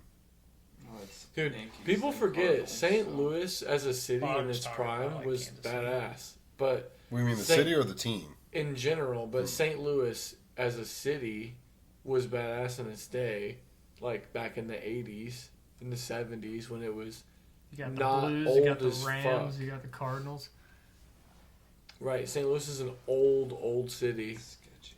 Yeah, it's and pretty that's run why down. it's just ran down because it's old. It's Right. been there. Going It was to, the gateway to the West. You know, like going to games. I love going to Kauffman over Busch. Like I like watching the Cardinals, but I'd rather go up to a KC Royals I like game. the Busch Stadium. I don't know. I've I only been like there it, but I once. just don't like Well, dealing with St. 3 Louis. times, but one weekend. Yeah, you just like for Kansas City going on up to Kaufman, it's just like straight up the highway for me. It's like And half the kinda time, too. outside of Right. town, yeah. And It then is a lot less going time. up to St. Louis, you're dealing with I-44 the whole time, and then you got to go downtown. It's just like trying to find a parking spot or trying like I don't know why, but I always mess up. And we take like my truck to go on up to St. Louis, so trying to get it up through the parking garages and everything else, just a nightmare. Right. Park at a Metrolink, dummy. Metrolink. Yeah, you just take the Metrolink into the stadium. See, Eric's been in enough games. He knows how it Yeah, works. sorry. Yeah, Peasant. I know. They probably don't have one in St. Louis. Yeah. We'll have one what? A Metrolink. That's what he's But talking not in about. St. Louis. If anyone goes to Busch Stadium, drink outside of the stadium before you go in because you can have like $8 beers outside, not $16 beer inside. So That's every save sport money. event. Yeah, Absolutely. They're all wild. yeah. See Cool. that's the only thing that I like St. Louis over Kansas City because you go to Kauffman, you're just kind of out tailgating. There isn't stuff going on outside of the stadium, but then in like St. Louis, they have like the whole row of like the vendors and everything else where you can buy beer, and they have like the little hangout spots outside and like different eateries and stuff all around. Mhm. So it's a cool environment. I can't remember what that's called there right outside the stadium. They have like a name. Ballpark Village. Yeah, Ballpark Village. Eric just knows Eric everything. used to live there. Yeah. Yeah. I've no shit. Literally, the one weekend that I went to watch the Cardinals play, Mhm. I ran into that guy's parents, Really? and that's not a lie. Not at the game, but in St. Louis, they were also there. I think they went to a game that weekend because we went up there for a bachelor party, and like we were going to 3 different games, 3 different days, or 2 different games. Mhm. But yeah, we ran into him at like some little festival park thing in town there that you can go to. It's like got different stuff. But yeah, this is wild that I just like in St. Louis, Missouri, ran into one of my best friend's fucking parents. I was like, I was like, what the? I'm like, what are you guys doing here? I've been Yeah, this is wild. talking to Marcus about it here lately. I don't know why, but I've always wanted to go to like a Red Sox game, but I want to go see him in Boston. Go to Boston. Yeah. Go see the but- Sox. So we've been talking about it, trying to like catch a flight, flying out to Boston just for like a long weekend. So go to Sam Adams, of course, here. Oh, yeah, let's go. Tour the brewery, get trashed at Sam Adams. Go out on the town like maybe they did in Mr. Deeds. I mean, why not? I'm not Adam Sandler, so I can figure something out. But yeah, do that and then go to a game. Just kind of eat a bunch of crabs at the bay. Clams. Yeah, or Wasn't it? clams, What was it you were trying to get in Florida? Wasn't it clams? freaking oysters. man. Oysters. I'm pissed about that. Oysters. You should Couldn't get them? go get some oysters. No, you could. No, we just didn't. The weekend was just too busy. swerve and everything. Finally, go to an oyster bar, and this was after we got out of Rockville, so it's already midnight 30 probably. Yeah, it was late. Yeah. 30. So we're hanging out at this bar, and I'm like, oh, this is an oyster bar. So I go to try to order just half shell oysters, get me like a dozen, like Rockefeller good, just raw. Throw And me they're like a out. little Tabasco on there. No, their kitchen is closed because it's midnight 30 or after. And I'm like, what? the Yeah, Ross was heck? so upset. Ross, that's our cue to end. Our cue. All right. It is dying. All The right. camera is dying. Are we going to do an Well, intro? don't. Yeah, I guess you can click that. That'll be okay. I'll do an after. Okay. All right, guys, we're gonna end on that. The Jew is hungry, so we gotta get him some food. Good night, peace, Thank deuces. you, Zach. Guys, thanks for watching and listening. Find it on YouTube and Spotify. Follow me on Facebook. We have gained a couple of subscribers on YouTube, so we're over 70 now. Haven't checked Facebook, but make sure you guys click the like and share button, all that good stuff, and we will see you in the next one. Peace.